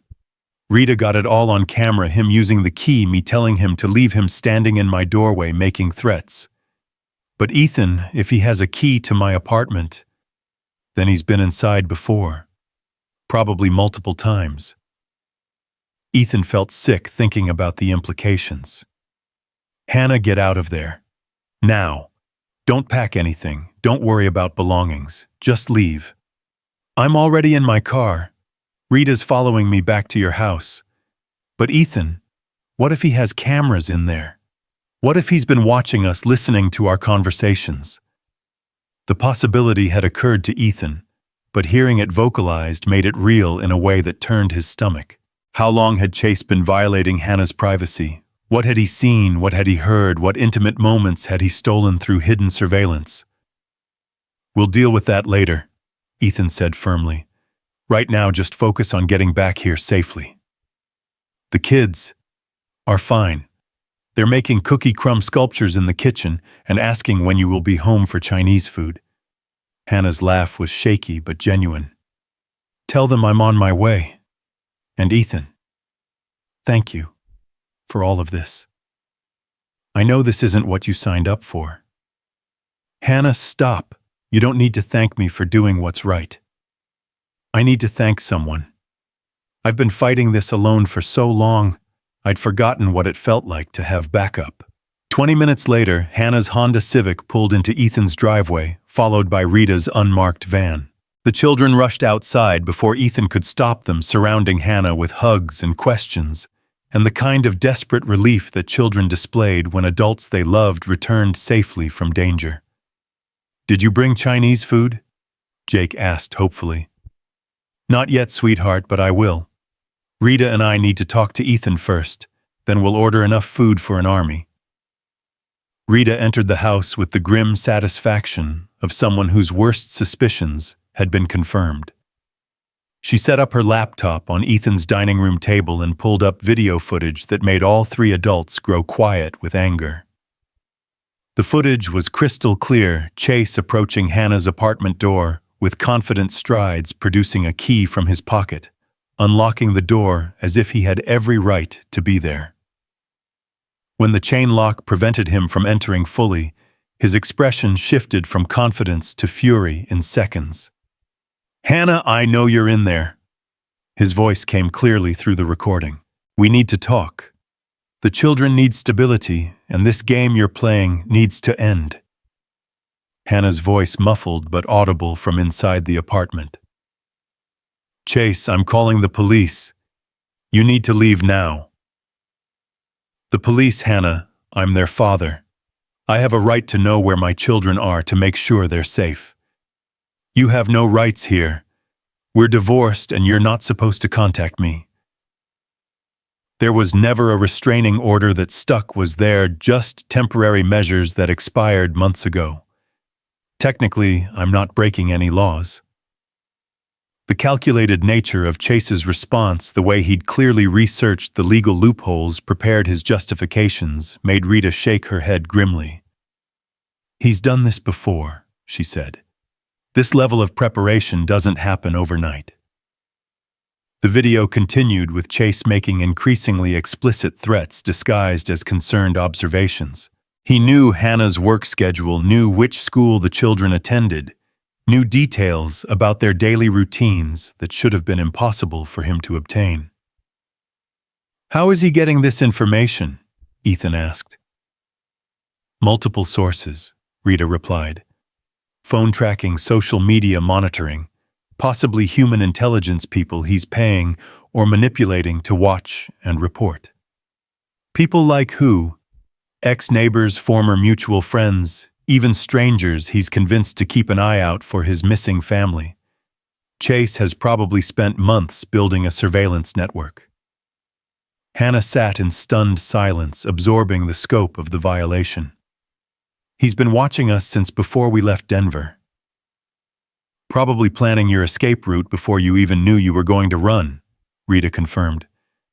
Men like Chase don't react to abandonment, they anticipate it and prepare countermeasures. The footage ended with Chase finally leaving Hannah's doorway, but not before delivering a final message that chilled everyone in the room. This doesn't end until you come home, Hannah. All three of you. I'll be waiting at the Millbrook Inn until you come to your senses. Rita closed the laptop with decisive finality. That's everything we need for a restraining order and stalking charges. Clear evidence of harassment, boundary violations, implied threats. No judge is going to look at this footage and see a concerned father. What about the key? Hannah asked. How did he get a key to my apartment? That's a separate crime, breaking and entering, possibly burglary, if we can prove he's taken anything or installed surveillance equipment. But we'll need to search your apartment to document what he's done. I can't go back there, Hannah said immediately. Not knowing he's been inside, that he might have cameras or listening devices. I can't live somewhere he's contaminated.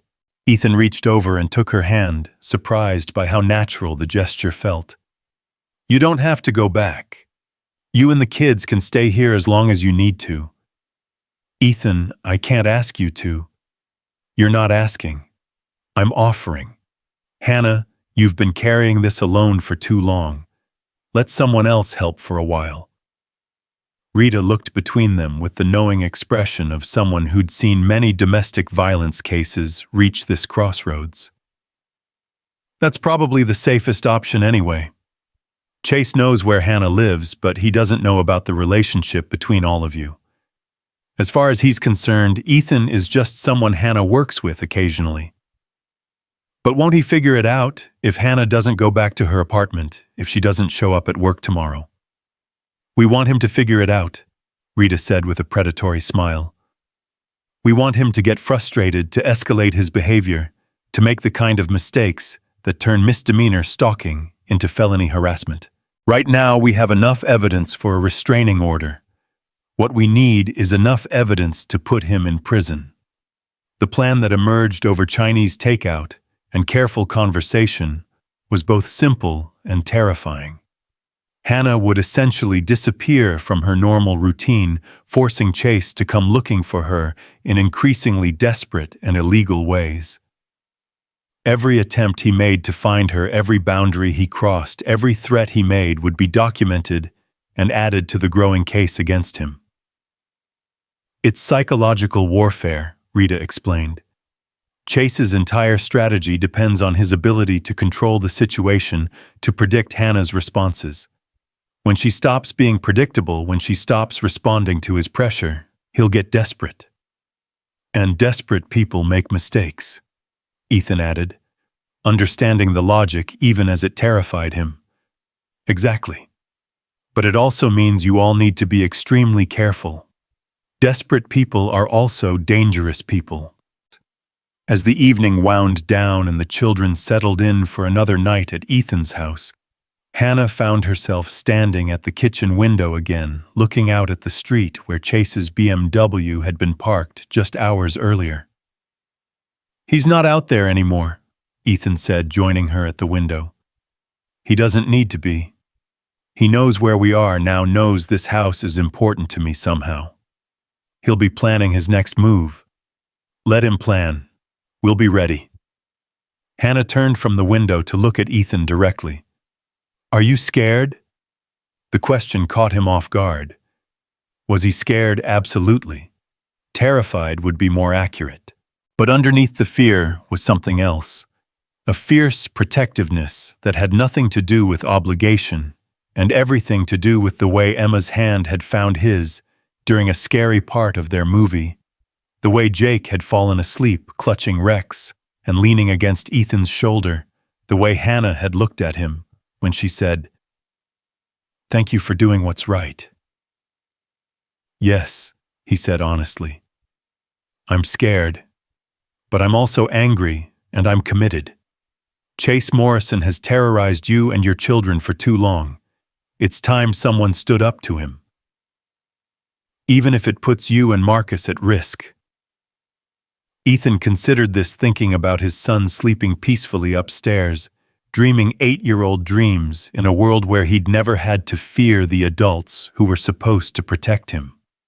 "Marcus is already at risk," he said finally. "We all are. Men like Chase don't just hurt their immediate targets, they poison entire communities with fear and violence. The only way to protect Marcus is to stop Chase from hurting anyone else." Hannah nodded slowly, understanding passing between them that went beyond words. They were no longer just protecting her family. They were protecting everyone Chase might victimize in the future. "Okay," she said, her voice steady with new resolve. "Let's finish this."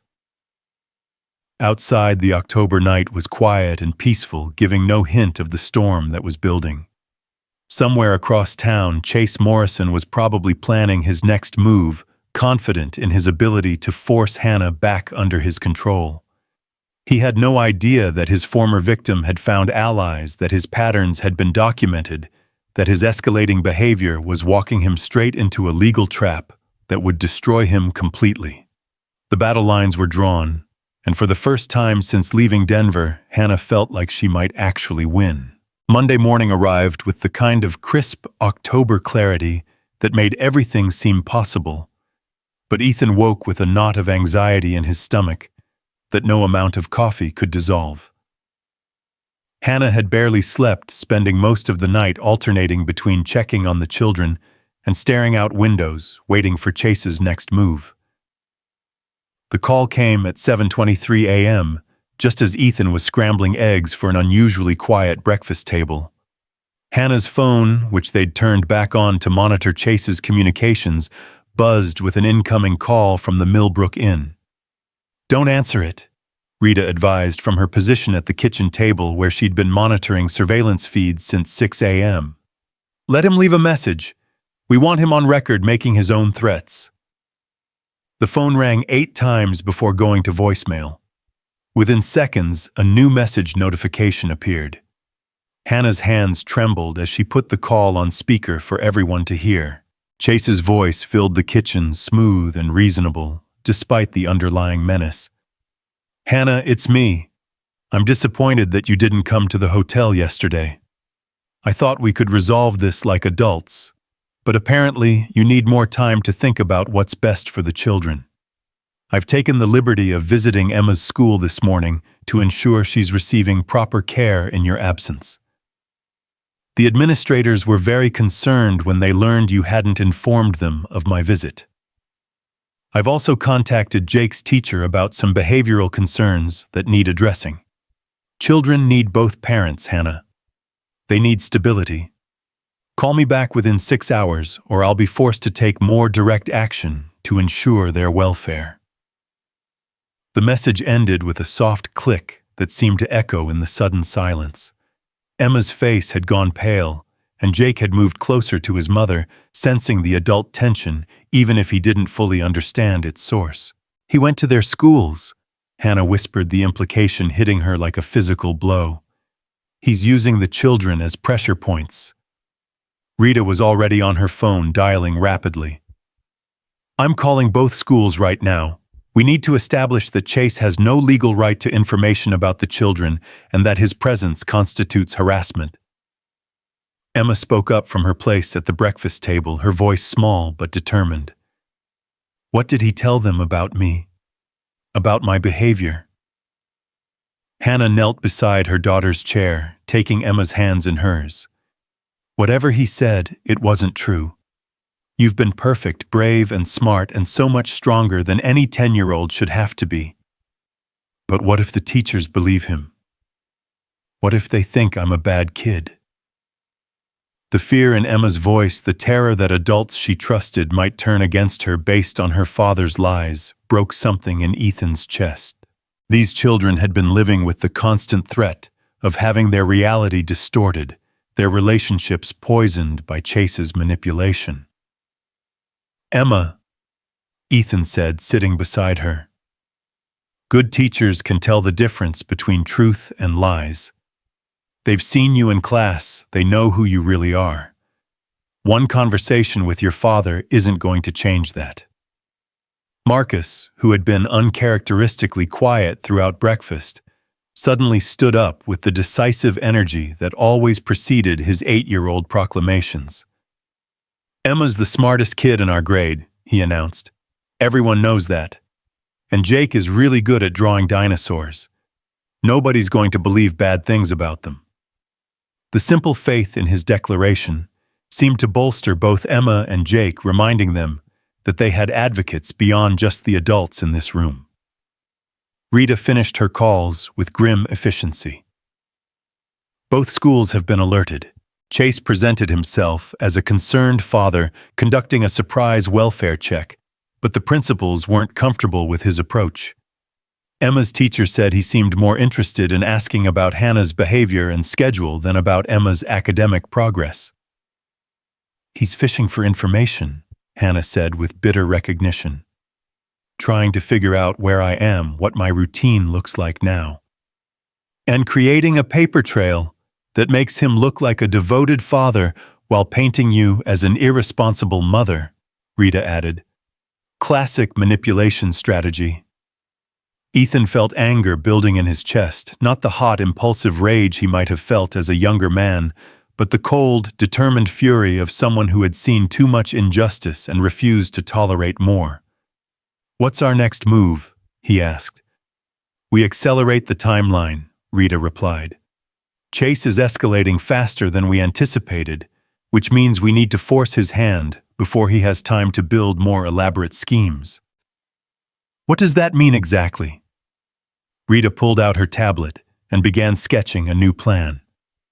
It means Hannah goes back to work today, follows her normal routine, but with full surveillance support.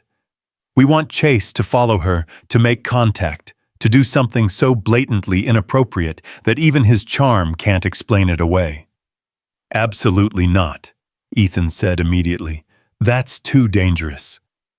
It's dangerous, Rita agreed, but it's also our best chance to end this quickly. The longer we wait, the more time Chase has to establish himself in the community, to build relationships that will support his version of events. Hannah had been listening to this exchange with growing resolve. She's right, she said quietly. I can't hide forever, and I can't keep the kids out of school indefinitely. If we're going to do this, we need to do it now, while we still control the circumstances. Hannah, Ethan, look at me. Her blue eyes were steady, fierce with determination. "I've been running from this man for 8 months. I've let him chase me across the country, disrupt my children's lives, steal our sense of safety. I'm done being his victim." Emma looked up from her barely touched breakfast. "Does that mean we have to go to school today? What if he comes back?" "You're not going to school," Hannah assured her. "You and Jake are staying here with Ethan and Marcus, while I take care of some grown-up business." "What kind of grown-up business?" Jake asked his 6-year-old radar, detecting the tension beneath his mother's calm tone. "The kind that makes sure Chase can't bother us anymore," Hannah replied with the kind of honesty children deserved. "It might be scary for a little while, but it's going to fix things for good." Emma studied her mother's face with those perceptive eyes. "You're going to make him go away." "We're going to make him go away," Hannah corrected, glancing at Ethan and Rita. "All of us together." The plan that emerged over the next 2 hours was both elegant and terrifying. Hannah would return to work at Millbrook General following her normal schedule and routine. Rita would maintain surveillance from multiple angles, documenting any approach Chase made. Ethan would remain at home with the children, ready to respond if the situation escalated beyond psychological warfare. Most importantly, they would use Chase's own tactics against him. Just as he had been monitoring Hannah's communications, they would record every interaction, every threat, every boundary violation. The difference was that their surveillance was legal documented and building toward a prosecution that would put Chase in prison. "Remember," Rita cautioned, as Hannah prepared to leave for work, "act natural, but not normal. You want to seem slightly off your routine, stressed, distracted, making small mistakes that suggest you're feeling pressure. Chase needs to believe his intimidation is working." "That won't be hard to fake," Hannah said with a rueful smile. "I am stressed and distracted. The key is controlling how much stress you show and when. If you seem too composed, he'll suspect a trap. If you seem too panicked, he might escalate to violence." Ethan walked Hannah to her car, acutely aware that this might be the last normal conversation they had before everything changed. The October morning was beautiful, clear skies, golden leaves, the kind of day that should have been filled with simple pleasures instead of elaborate schemes to catch predators. "Are you sure about this?" he asked as Hannah unlocked her Honda Civic. "No," she replied honestly, "but I'm sure about what happens if we don't try." Chase doesn't give up, Ethan. He doesn't get bored or distracted or move on to easier targets. He'll keep escalating until someone stops him. What if something goes wrong? What if he... Hannah silenced him by placing her hand against his cheek, a gesture so unexpected and intimate that it stopped his words entirely. "Then you take care of my children," she said quietly. "You make sure Emma and Jake know they're loved and safe and that none of this was their fault. Hannah, promise me.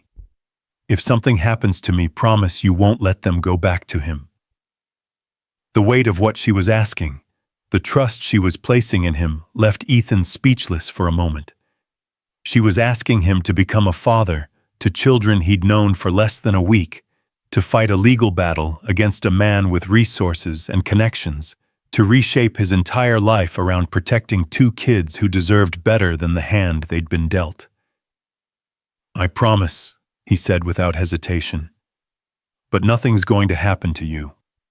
We're going to end this today, and you are going to come home safe." Hannah's smile was radiant despite the circumstances. "I like the sound of that. Coming home."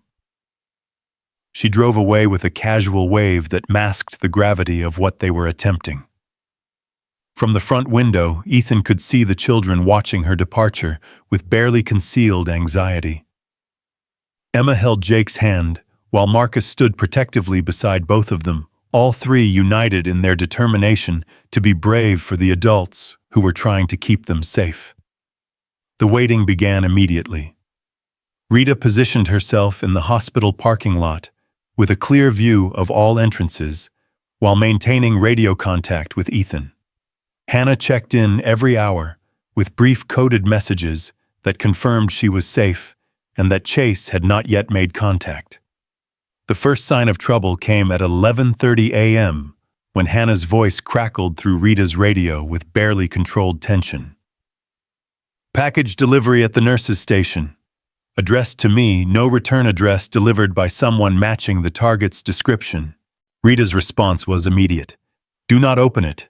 Alert security and have them document everything before you handle the package. Already done. Security chief wants to review camera footage of the delivery. Ethan felt his stomach clench as he listened to the exchange. Chase was escalating exactly as Rita had predicted, but the reality of it, the knowledge that Hannah was alone and potentially in danger, made every protective instinct he possessed scream for action. What's happening? Emma asked from her position at the kitchen table, where she'd been pretending to focus on homework, while actually monitoring every adult conversation. Your mom is handling some workplace business, Ethan replied, trying to keep his voice calm. Nothing for you to worry about. Emma's look clearly indicated that she wasn't buying his reassurance, but she didn't push for more information. At 10 years old, she'd already learned when adult worries were too big for children to carry. The radio crackled again at noon. Package contained children's drawings and a note. Note says the kids drew these for Daddy. We should be together as a family. This separation is hurting them. Security confirms delivery person matches target's description and was asking questions about my schedule. Rita's voice was grimly satisfied. Perfect. We have him on camera delivering threatening materials to your workplace. That's harassment, intimidation, and possibly criminal impersonation if he claimed to be acting on the children's behalf. But Chase wasn't finished. At 1:15 p.m., Hannah's voice returned with new urgency. Target is in the hospital lobby. He's talking to the information desk claiming to be my ex-husband and saying he needs to speak with me about a family emergency. Do not go to the lobby, Rita instructed immediately. Stay in the nursing unit and let security handle it. Security is already responding. They're asking him to leave. Is he complying? There was a pause that stretched too long, filled with static and the distant sound of voices. When Hannah's voice returned, it carried a note of real fear. He's not leaving. He's insisting that he has a right to see me, that we have children together, and this is a family matter. Security called the police. Ethan felt his world narrow to a single point of focus. Hannah was trapped in a hospital with her stalker ex-husband, while police were en route, and he was miles away with 3 children who needed protection. Every instinct demanded that he rush to help her, but leaving Emma and Jake unprotected was exactly what Chase might be hoping for. The radio remained ominously quiet for nearly 10 minutes before Rita's voice cut through the silence. Police have arrived. Target is being escorted from the premises. Hannah is safe and providing a statement. The relief that flooded through Ethan was so intense it left him dizzy. But even as his immediate fear for Hannah's safety subsided, he realized that Chase's public confrontation at the hospital had changed everything. There was no more pretending this was a private family matter, no more hiding behind claims of concerned parenthood. Chase had just committed multiple crimes in front of witnesses, with security cameras rolling and police involvement. The children had been listening to enough of the conversation to understand that something significant had happened.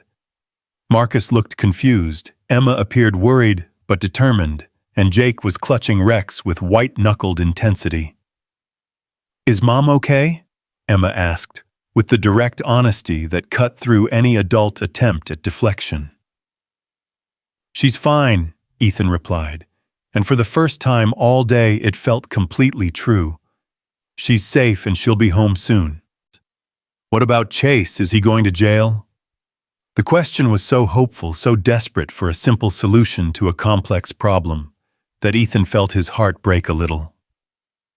"We're working on it, sweetheart. Today was a big step toward making sure he can't bother your family anymore." Rita's voice returned to the radio at 2:45 p.m. "Target has been arrested on charges of harassment, trespassing, and violation of a verbal no-contact order issued by hospital security. He's being held pending arraignment. Hannah is finishing her statement and will be released shortly." The words seemed to echo in Ethan's kitchen, too good to be true after months of fear and uncertainty.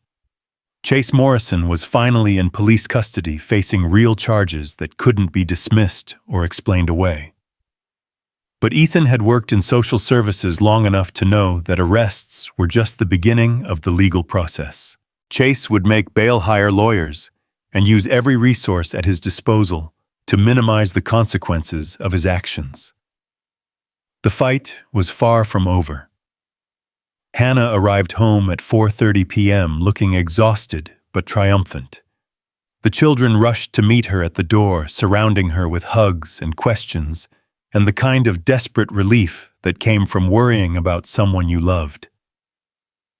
"Is it over?" Jake asked, his 6-year-old voice small with hope. "Not completely," Hannah replied with careful honesty. "But we won something important today. Chase was arrested, which means the police now have an official record of his behavior." "Does that mean he'll go to prison?" Emma asked. "It means he might go to prison depending on what happens next. But even if he doesn't, everyone knows now that he's been lying about being a good father who just wants to see his children." Rita joined them in the living room, her laptop open to a screen full of police reports and legal documents. "The charges are solid," she announced. "Harassment in the first-degree criminal, trespassing, intimidation, and attempted violation of workplace security. The hospital's security chief is willing to testify, and we have clear video evidence of Chase's behavior." "What happens now?" Ethan asked. "Now we prepare for the long game. Chase will make bail probably by tomorrow morning.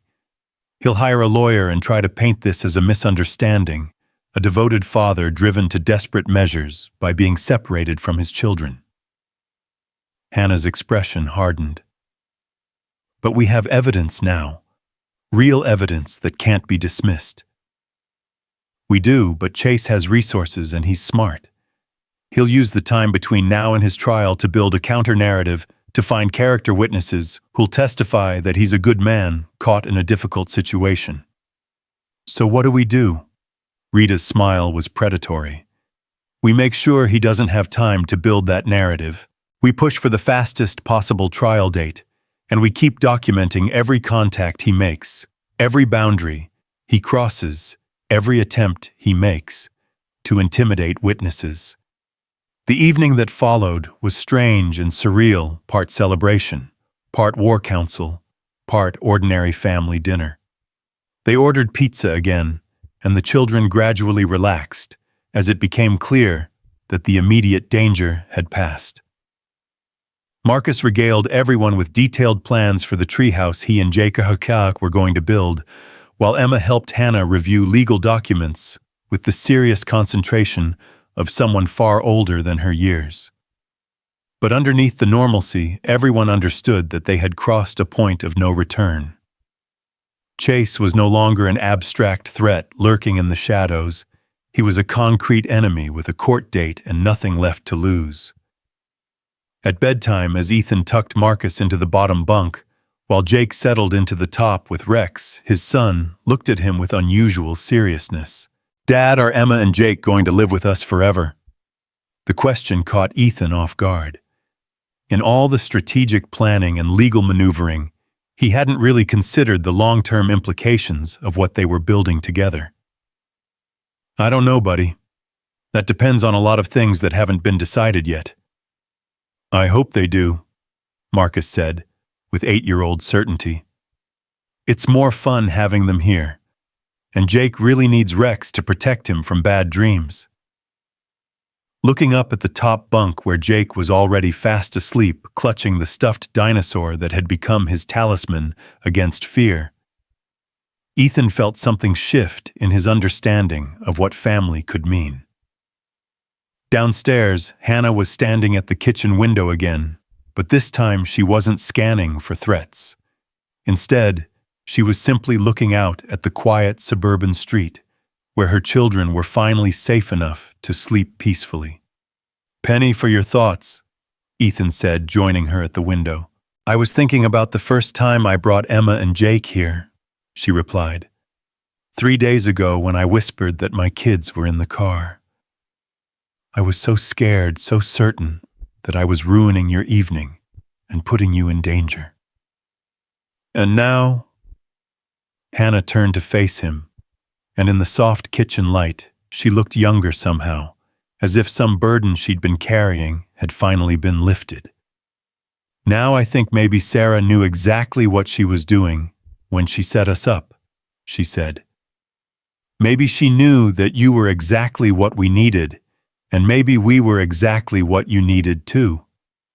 Ethan considered this, thinking about how quiet his house had been before Emma's serious questions and Jake's dinosaur expertise and Hannah's fierce determination to protect her children. "Marcus asked if you and the kids were going to live here forever," he said. "What did you tell him?" "That it depended on things that hadn't been decided yet."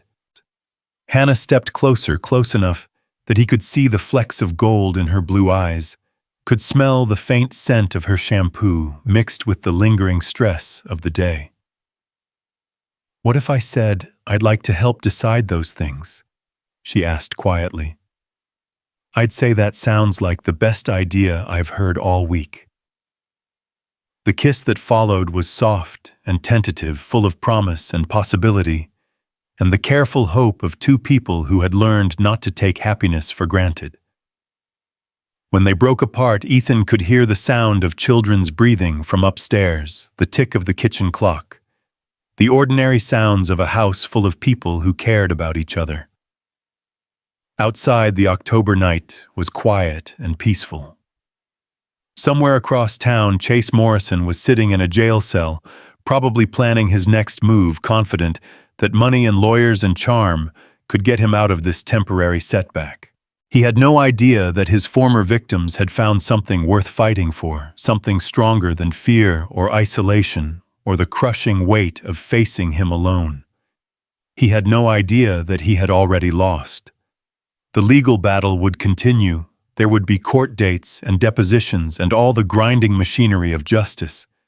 But the real war, the one for Hannah's freedom and her children's safety, and the right to build a life without fear that war was already over. Chase Morrison just didn't know it yet. As Hannah and Ethan stood together in the kitchen of a house that had become a sanctuary, surrounded by the evidence of lives lived in safety and hope, the future stretched ahead of them, bright with possibility. Tomorrow would bring new challenges, but tonight they were exactly where they belonged. Home. The morning of Chase Morrison's trial dawned gray and cold, with November wind rattling the windows of Ethan's house like an unwelcome visitor demanding entry. Hannah sat at the kitchen table, her hands wrapped around a coffee mug that had long since gone cold, staring at the legal documents Rita had prepared for today's testimony. 6 weeks had passed since Chase's arrest, 6 weeks of depositions and motions and the grinding machinery of justice. But this was the day that would determine everything. Emma appeared in the kitchen doorway, already dressed for school, but moving with the careful quiet of someone trying not to disturb important adult business. At 10 years old, she understood that today was significant, that the outcome of events she couldn't control would shape the rest of her childhood. "Are you nervous, Mom?" she asked, settling into the chair beside Hannah with the serious demeanor that had become her default expression during the weeks leading up to the trial. "Yes, sweetheart, I am," Hannah replied, reaching over to smooth Emma's blonde hair. "But it's the good kind of nervous, The kind you feel when you're about to finish something really important. Like when you're taking a test you studied really hard for. Exactly like that. Jake wandered into the kitchen clutching Rex, his 6-year-old face puffy with sleep and confusion about why everyone was awake so early. The stuffed dinosaur had become his constant companion during the pre-trial proceedings, a tangible reminder that some protections were reliable even when the adult world felt uncertain. "Is today the day Chase goes away forever?" he asked, with the directness that only children possessed. Hannah exchanged a look with Ethan, who was scrambling eggs with mechanical precision, his own anxiety manifesting in aggressive breakfast preparation. They had been careful not to make promises about outcomes they couldn't guarantee, but Jake's question cut straight to the heart of what they were all hoping for. "Today is the day we tell a judge exactly what Chase did to our family," Hannah said carefully. "The judge will decide what happens next." "But he's definitely not coming back to our house, right?" Marcus asked, emerging from upstairs with the kind of bedhead that suggested he'd spent the night wrestling with his pillow. Over the past 6 weeks, he'd appointed himself as unofficial protector of Emma and Jake, a role he took with 8-year-old seriousness. "He's definitely not coming back to our house," Ethan confirmed, setting a plate of perfectly scrambled eggs in front of each child. "Whatever happens today, that part is certain." The truth was more complicated than Ethan's reassurance suggested. Chase had made bail within 24 hours of his arrest, just as Rita had predicted. But instead of the immediate escalation, they'd feared he had gone quiet, retreating behind a wall of expensive lawyers and strategic silence. His attorney, a sharp-dressed man named Bradley Hancock, who specialized in defending wealthy men accused of domestic crimes, had painted Chase as a concerned father, driven to desperation by being separated from his children. The narrative Hancock constructed was masterful in its simplicity. Hannah was an unstable woman who had kidnapped Chase's children and fled across state lines to prevent him from exercising his parental rights. Chase's presence at the hospital, his visits to the children's schools, even his possession of a key to Hannah's apartment, all of it was reframed as the reasonable actions of a father trying to locate his missing family. "It's going to be ugly," Rita had warned during one of their preparation sessions.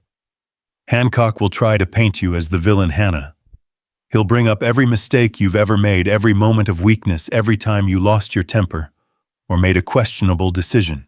His job is to make you look like an unfit mother while making Chase look like a victim." "What about all the evidence we collected? The videos, the recordings, the documented pattern of stalking. All of that will be presented, but Hancock will have explanations for everything. Chase was trying to protect his children from an unstable mother. He was conducting legitimate welfare checks. He was exercising his rights as a concerned parent." The weeks leading up to the trial had been a masterclass in legal warfare.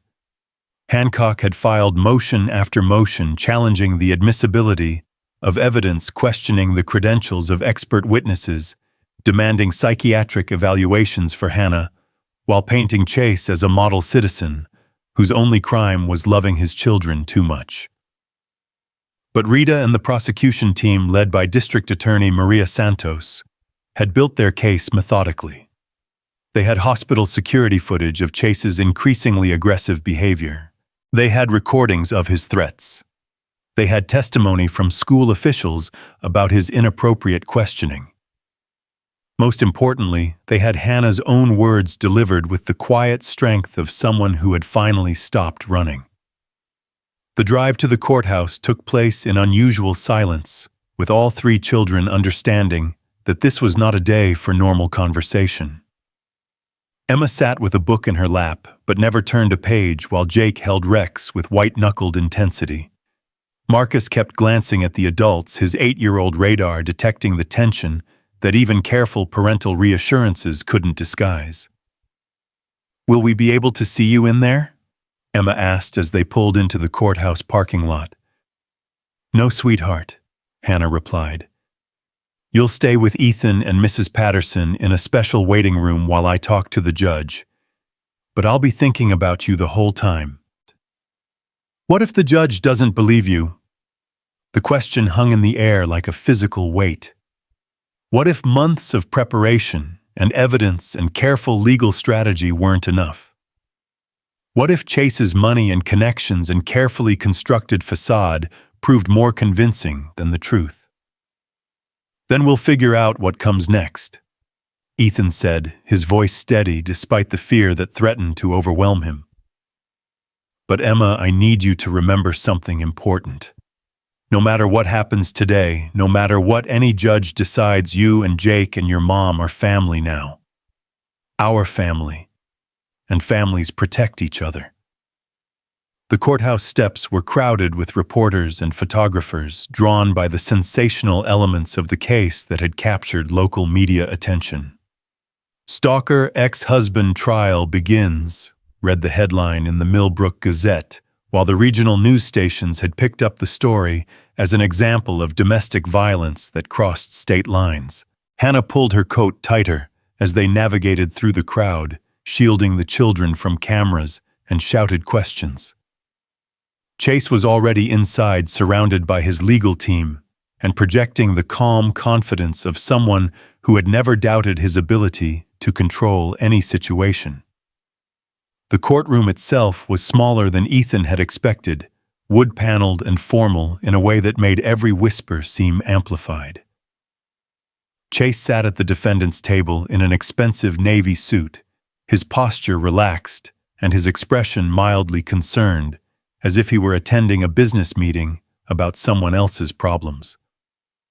When their eyes met across the courtroom, Chase's expression didn't change, but Ethan caught something cold and calculating in his gaze.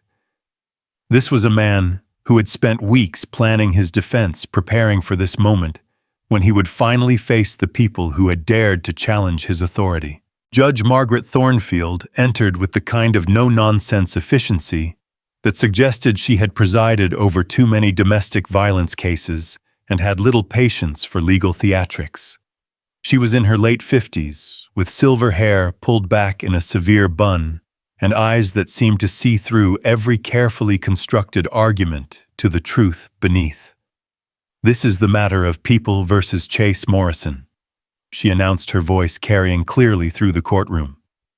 The defendant is charged with harassment in the first-degree criminal trespassing, intimidation, and violation of a restraining order. How does the defendant plead? Bradley Hancock rose with practiced grace. Not guilty on all charges, Your Honor. My client is a devoted father who was driven to desperate measures by being unlawfully separated from his children. And so it began. District Attorney Santos opened with a methodical presentation of the evidence they had gathered, building a timeline of Chase's escalating behavior that painted a clear picture of stalking and intimidation. Security footage from the hospital showed Chase becoming increasingly agitated as staff refused to give him access to Hannah. Recordings of his threats played through speakers that made his reasonable tone somehow more menacing rather than less. The defendant presents himself as a concerned father, Santos told the jury. But his actions tell a different story. This is not a man seeking contact with his children through proper legal channels. This is a man who believes he owns his former family and will use any means necessary to maintain control over them. Hannah's testimony was the emotional centerpiece of the prosecution's case. For 2 hours, she detailed the progression of Chase's controlling behavior, from the early restrictions on her friendships to the final threats that had driven her to flee across state lines with her children. He didn't hit me, she said, her voice steady, despite the tears that threatened to fall. Chase was too smart for that. Physical violence leaves evidence that can be photographed and documented. Instead, he used psychological warfare. He isolated me from friends and family. He monitored my communications. He made me believe that I was crazy for feeling afraid. Hancock's cross-examination was brutal in its precision. He questioned every decision Hannah had made every moment when she could have called police or sought help through official channels. Why hadn't she filed for a restraining order sooner? Why had she taken the children across state lines without informing their father? Why had she been so determined to hide from a man who, according to legal documents, had never been charged with domestic violence? Isn't it true, Ms. Miller, that you were angry about the divorce settlement? That you felt my client had been awarded too much custody time with the children? No, that's not. Isn't it true that you deliberately moved to a state where my client would have difficulty exercising his parental rights? I moved to protect my children. From what exactly? From a father who loved them and wanted to be part of their lives. Hannah's composure finally cracked under the relentless questioning. From a man who treated us like property, she said, her voice rising with months of suppressed anger. From someone who couldn't accept that divorce meant he no longer owned us. Your Honor, Hancock said smoothly, I moved to strike the witness's emotional outburst as non-responsive. But Judge Thornfield was studying Hannah with shrewd eyes, and Ethan could see that the raw emotion in her voice had carried more weight than any carefully prepared statement. Chase's own testimony was a masterpiece of manipulation. He presented himself as a bewildered father who had awakened one morning to find his children simply gone with no forwarding address and no explanation beyond a brief note saying Hannah needed space to think. I was frantic, he said, his voice breaking with what sounded like genuine emotion. My children had disappeared, and I had no idea if they were safe. I hired investigators, I contacted police in multiple states. I did everything a concerned parent would do. He explained his presence at Hannah's workplace as a desperate attempt to ensure his children were receiving proper care. The key to her apartment had been given to him, he claimed, during their marriage for emergencies, and he had simply forgotten to return it during the chaos of their divorce. I admit I made mistakes, Chase said, looking directly at the jury with practiced sincerity. I was desperate to see my children, to know they were safe. Perhaps I was too aggressive in my approach, but everything I did was motivated by love and concern for Emma and Jake. Hancock's defense was built around the notion that Chase's behavior, while perhaps misguided, was the understandable response of a father separated from his children by a vindictive ex-wife. Every piece of evidence the prosecution presented was reframed through this lens. Surveillance became concern, threats became pleas for communication. Stalking became the natural behavior of a parent trying to locate missing children. The trial stretched across 3 days, with expert witnesses testifying about domestic violence patterns and the psychological impact of stalking on victims. Dr. Sarah Chen, a psychologist who specialized in domestic abuse cases, explained how controlling behavior escalated over time and why victims often delayed seeking help. Abusers like Mr. Morrison are skilled at maintaining plausible deniability, she testified. They choose tactics that can be explained away as reasonable behavior to outside observers while creating genuine terror in their victims. But Hancock's cross-examination was devastating. Dr. Chen, you've never actually evaluated my client, have you? Your testimony is based entirely on Ms. Miller's claims about his behavior. That's correct, but so you have no first-hand knowledge of whether my client actually engaged in the behaviors you've described as typical of abusers. The pattern of behavior described is consistent with yes or no, doctor. Do you have any first-hand knowledge of my client's actual behavior? No. The prosecution's case was strong, but circumstantial, built on patterns and implications rather than smoking gun evidence. Chase had been careful never to make explicit threats, never to cross lines that would be undeniably criminal to outside observers. His stalking had been methodical and legal, his intimidation subtle and deniable. On the final day of testimony, something unexpected happened. Emma asked to speak to the judge. "I know I'm just a kid," she said, standing in the witness box with a composure that broke Ethan's heart. "But Jake and I are the ones everyone keeps talking about. We're the children who supposedly need our father. Don't we get to say what we want?" Judge Thornfield leaned forward, her stern expression softening slightly. "What would you like to tell me, Emma?" "I want to tell you about the last time I saw Chase before we moved away. He was angry because Mom had let me join the school orchestra without asking his permission first. He made me stand in our garage for 3 hours, practicing violin scales while he watched to make sure I didn't make any mistakes. When I finally played them perfectly, he said I was still being punished for not asking him before I auditioned." The courtroom was completely silent as Emma continued, her young voice carrying across the room with devastating clarity. "He told me that everything I did reflected on him, that I wasn't allowed to make decisions without his approval because I belonged to him. Those were his exact words. 'You belong to me, Emma. You and your brother and your mother all belong to me, and don't you forget it.'" Emma looked directly at Chase for the first time since entering the courtroom, and Ethan could see her father's confident facade finally beginning to crack. "He never hit us," she continued, "but he didn't have to. He made us afraid of making him angry, afraid of doing anything that might disappoint him. That's not love. That's ownership."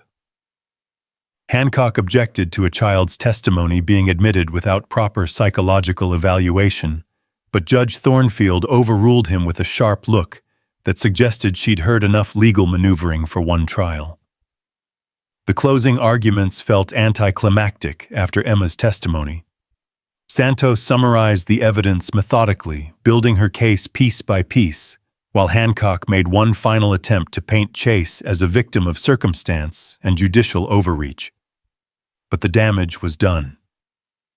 Emma's words had cut through all the legal positioning and expert testimony to reveal the simple truth: Chase Morrison was not a loving father separated from his children, but a controlling abuser who had terrorized his family until they were forced to flee for their safety. The jury deliberated for 6 hours. When they returned, their faces were grim with the weight of the decision they'd been forced to make. On the charge of harassment in the first degree, we find the defendant guilty. On the charge of criminal trespassing, we find the defendant guilty. On the charge of intimidation, we find the defendant guilty. On the charge of violation of a restraining order, we find the defendant guilty. Chase's reaction was immediate and telling. The mask of reasonable concern finally slipped completely, revealing the cold fury beneath. He turned toward Hannah with an expression of such naked hatred that bailiffs immediately moved to restrain him. "This isn't over," he said, his voice carrying clearly across the courtroom despite the chaos around him. "You can't keep my children from me forever, Hannah. I'll find another way." "Mr. Morrison," Judge Thornfield said with ice in her voice, "you are in contempt of court. Bailiffs, remove the defendant immediately." The sentencing hearing took place 2 weeks later. Judge Thornfield sentenced Chase to 3 years in state prison, followed by 5 years of supervised probation with a permanent restraining order prohibiting any contact with Hannah, Emma, or Jake. "Mr. Morrison," she said, as she delivered the sentence, "you have used the legal system and your considerable resources to terrorize a woman and her children. You have shown no remorse for your actions, and based on your outburst following the verdict, represent a continued threat to your former family. This court will ensure that threat is neutralized." As Chase was led away in handcuffs, still insisting that he was the victim of a massive miscarriage of justice Hannah finally allowed herself to cry, not tears of fear or desperation, but tears of relief so profound they seemed to wash away months of accumulated terror. The months that followed were a revelation in what normal life could feel like. Emma and Jake returned to their schools without looking over their shoulders, joined extracurricular activities, made friends with the easy confidence of children who no longer expected their happiness to be stolen without warning. Hannah's apartment remained empty. She had formally moved into Ethan's house 3 weeks after the trial, bringing with her the belongings that mattered, and leaving behind everything that carried memories of fear. The transition felt natural rather than rushed, like puzzle pieces finally finding their proper places. Marcus embraced his role as big brother, with the serious dedication he brought to everything important in his life. He taught Jake to ride a bicycle, helped Emma with her math homework, and declared regularly that his family was way more interesting, now that it included people who understood the difference between velociraptors and Deinonychus. One evening in late spring, nearly a year after that first awkward date that had changed everything, Ethan found Hannah in the backyard watching the children play in the elaborate treehouse that had become a summer-long construction project. "Penny for your thoughts," he said, settling beside her on the porch swing they'd installed the previous month. "I was thinking about that night," I whispered. "My kids are in the car," she replied, leaning into his shoulder with the easy comfort of someone who no longer expected disaster to arrive without warning. "I thought I was ruining your evening, bringing chaos into your peaceful life. And now I think maybe chaos was exactly what my peaceful life needed." From the treehouse came the sound of elaborate negotiations about whether dinosaurs could have lived in outer space, a debate that had raged for several days and showed no signs of resolution. Emma was taking the position that scientific evidence didn't support extraterrestrial dinosaurs, while Jake maintained that absence of evidence wasn't evidence of absence, and Marcus had appointed himself as mediator in the dispute. "Do you ever wonder what would have happened if I hadn't answered the door that night?" Ethan asked. "Every day," Hannah replied. "But then I remember that you did answer it. You saw 3 strangers who needed help, and you didn't hesitate to provide it. That tells me everything I need to know about who you are." "What about who we are, all of us together?" Hannah turned to look at him directly, her blue eyes bright with the kind of happiness she'd forgotten was possible. "We're home," she said simply. "For the first time in years, we're finally home." The engagement happened 6 months later during a family camping trip, where Ethan proposed with a ring hidden inside Jake's dinosaur collection. The wedding took place the following spring in Ethan's backyard, surrounded by friends and neighbors who had watched their unconventional family come together through crisis and emerge stronger than any of them could have imagined. Emma served as maid of honor. Jake was the ring bearer who insisted Rex should also have a role in the ceremony, and Marcus delivered a best man speech that reduced most of the guests to tears with its 8-year-old wisdom about how families weren't just about being related, but about choosing to love each other every day. Chase Morrison served his full sentence without parole. Upon his release, he violated the restraining order within 6 months and was returned to prison for an additional 2 years. Hannah had been right about one thing: men like Chase didn't change, didn't learn, didn't accept defeat gracefully. But they also couldn't destroy what they didn't understand. Chase had seen his family as property to be owned and controlled. But the Walker family was built on something he couldn't comprehend: the voluntary choice to protect and support each other, not because they had to, but because they wanted to. Years later, when Emma graduated valedictorian of her high school class, and Jake received a full scholarship to study paleontology, and Marcus published his first children's book about the adventures of a magic dinosaur named Rex, they would all remember that October evening when Hannah whispered, "My kids are in the car," and changed everything. They would remember not because it was the night their old life ended, but because it was the night their real life began. The night they learned that sometimes the most important family isn't the one you're born into, but the one that opens its door when you need shelter from the storm. And they would remember most of all that love isn't about possession or control or the right to own someone else's choices. Love is about showing up when someone needs you, standing together against whatever threatens to tear you apart, and choosing each other again and again every single day. In the end, that was the victory that mattered most. Not the trial verdict, or the prison sentence, or the legal vindication, but the simple truth that Hannah and Emma and Jake had found their way home. Home to a place where children could laugh without looking over their shoulders, where mothers could sleep without listening to footsteps in the night, where family meant safety instead of fear.